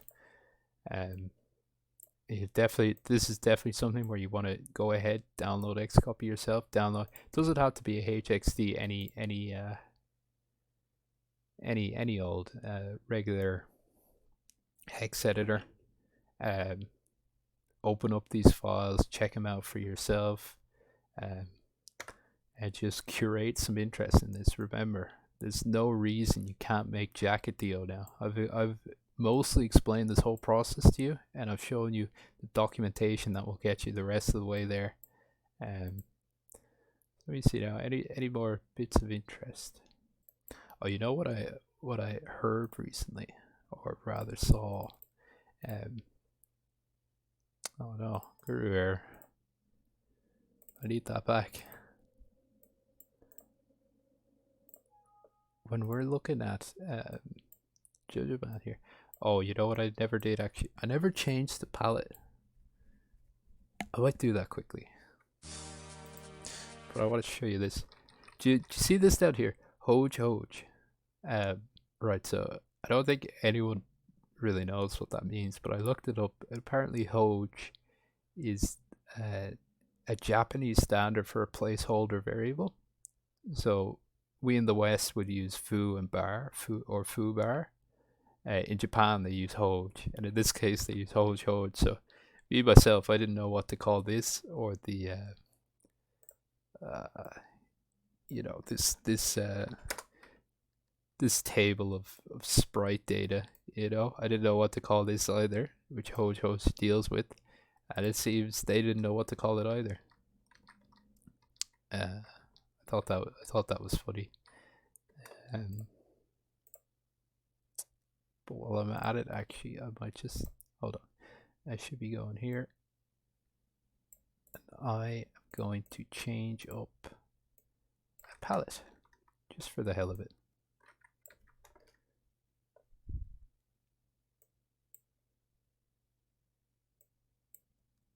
Where am I?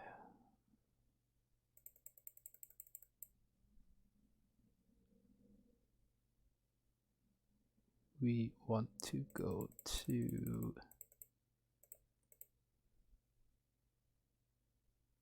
I go to the wrong address. Let's see. Oh, 3.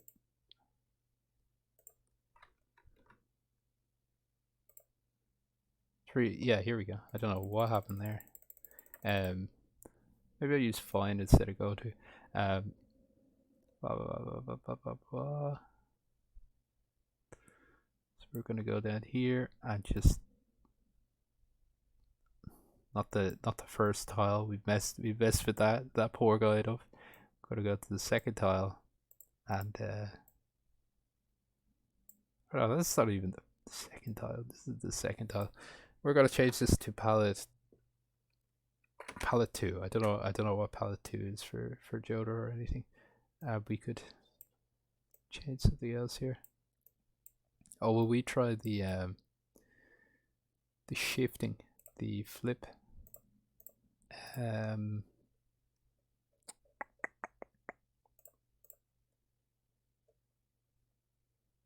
Where are we there? Yeah, so offset 02, do. This is on the 2, bit 4, bit 5.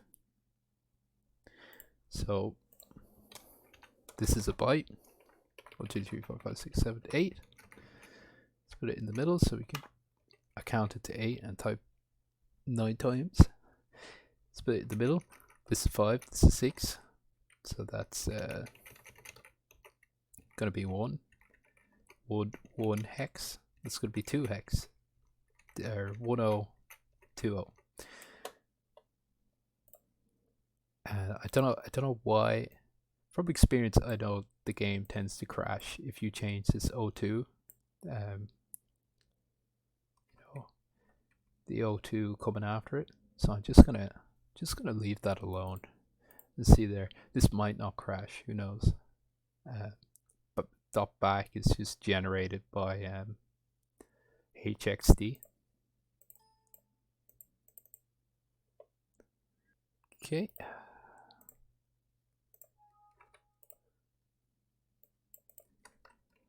Hey, it didn't crash.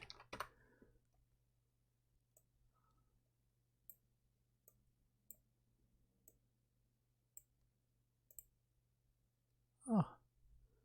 Palette has darkened. I guess O2 must be some sort of background palette.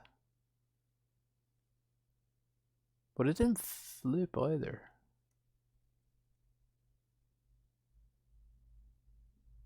Huh.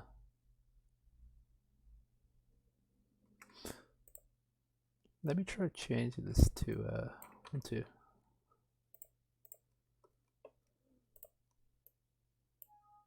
Actually, I'll change the palette again for the hell of it.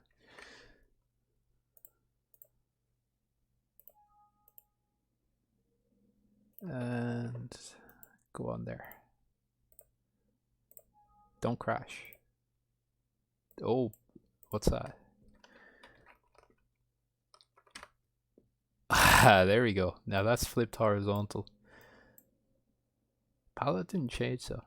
03 might be the same as the default palette. I don't know exactly how JoJo palettes are laid out, but sure, would you look at that? JoJo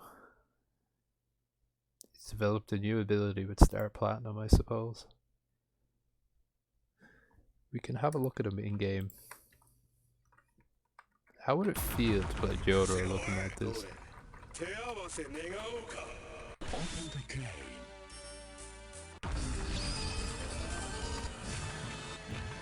Oh, there he is flying. Oh, his arm not looking too hot. The monkey in the background. This game has become cursed. This is not even touching on Kakyoin's improved net hitboxes we did in the stream. Oh yeah, I fixed up that 5A. I forgot about that. Oh man, Rob hacking can be fun sometimes. So guys, I hope I gave you, a little bit more information, a little bit more insight, maybe a little bit more appreciation for the art of ROM hacking. And there's still more to read, more to learn, more explicit stuff going on here. Like I explained to you how the CRAM buffer works and all that, but you can always get more wild with it. I think there is a way using MAME to actually see the buffer, see how the game stores the buffer. But I can't remember how that's done. It's definitely a palette viewer in MAME. I don't think it's in MAME RR, but MAME 64. Yeah. Otherwise, I think we've covered everything. So I just want to say thanks to anyone who's stuck around till the end, because I know this was a hefty video. I don't know if this is exactly your cup of tea. There's a lot of information here I was shoving down your throat, compressed as possible. I tried to keep everything as straightforward as I could and legible. Well, what would you say legible is verbally, but understandable, easy to follow. So please check out these guides if you're interested in anything else. Ask questions in the ROM hacking channel, check pins, read messages, all sorts. Thanks to everyone who made up these guides. All these beautiful bits of data Superboo has compiled for us, even if we, small brains, don't know how to use it properly yet. We're getting there slowly but surely. So yeah, guys, I'll see you around then. Bye bye.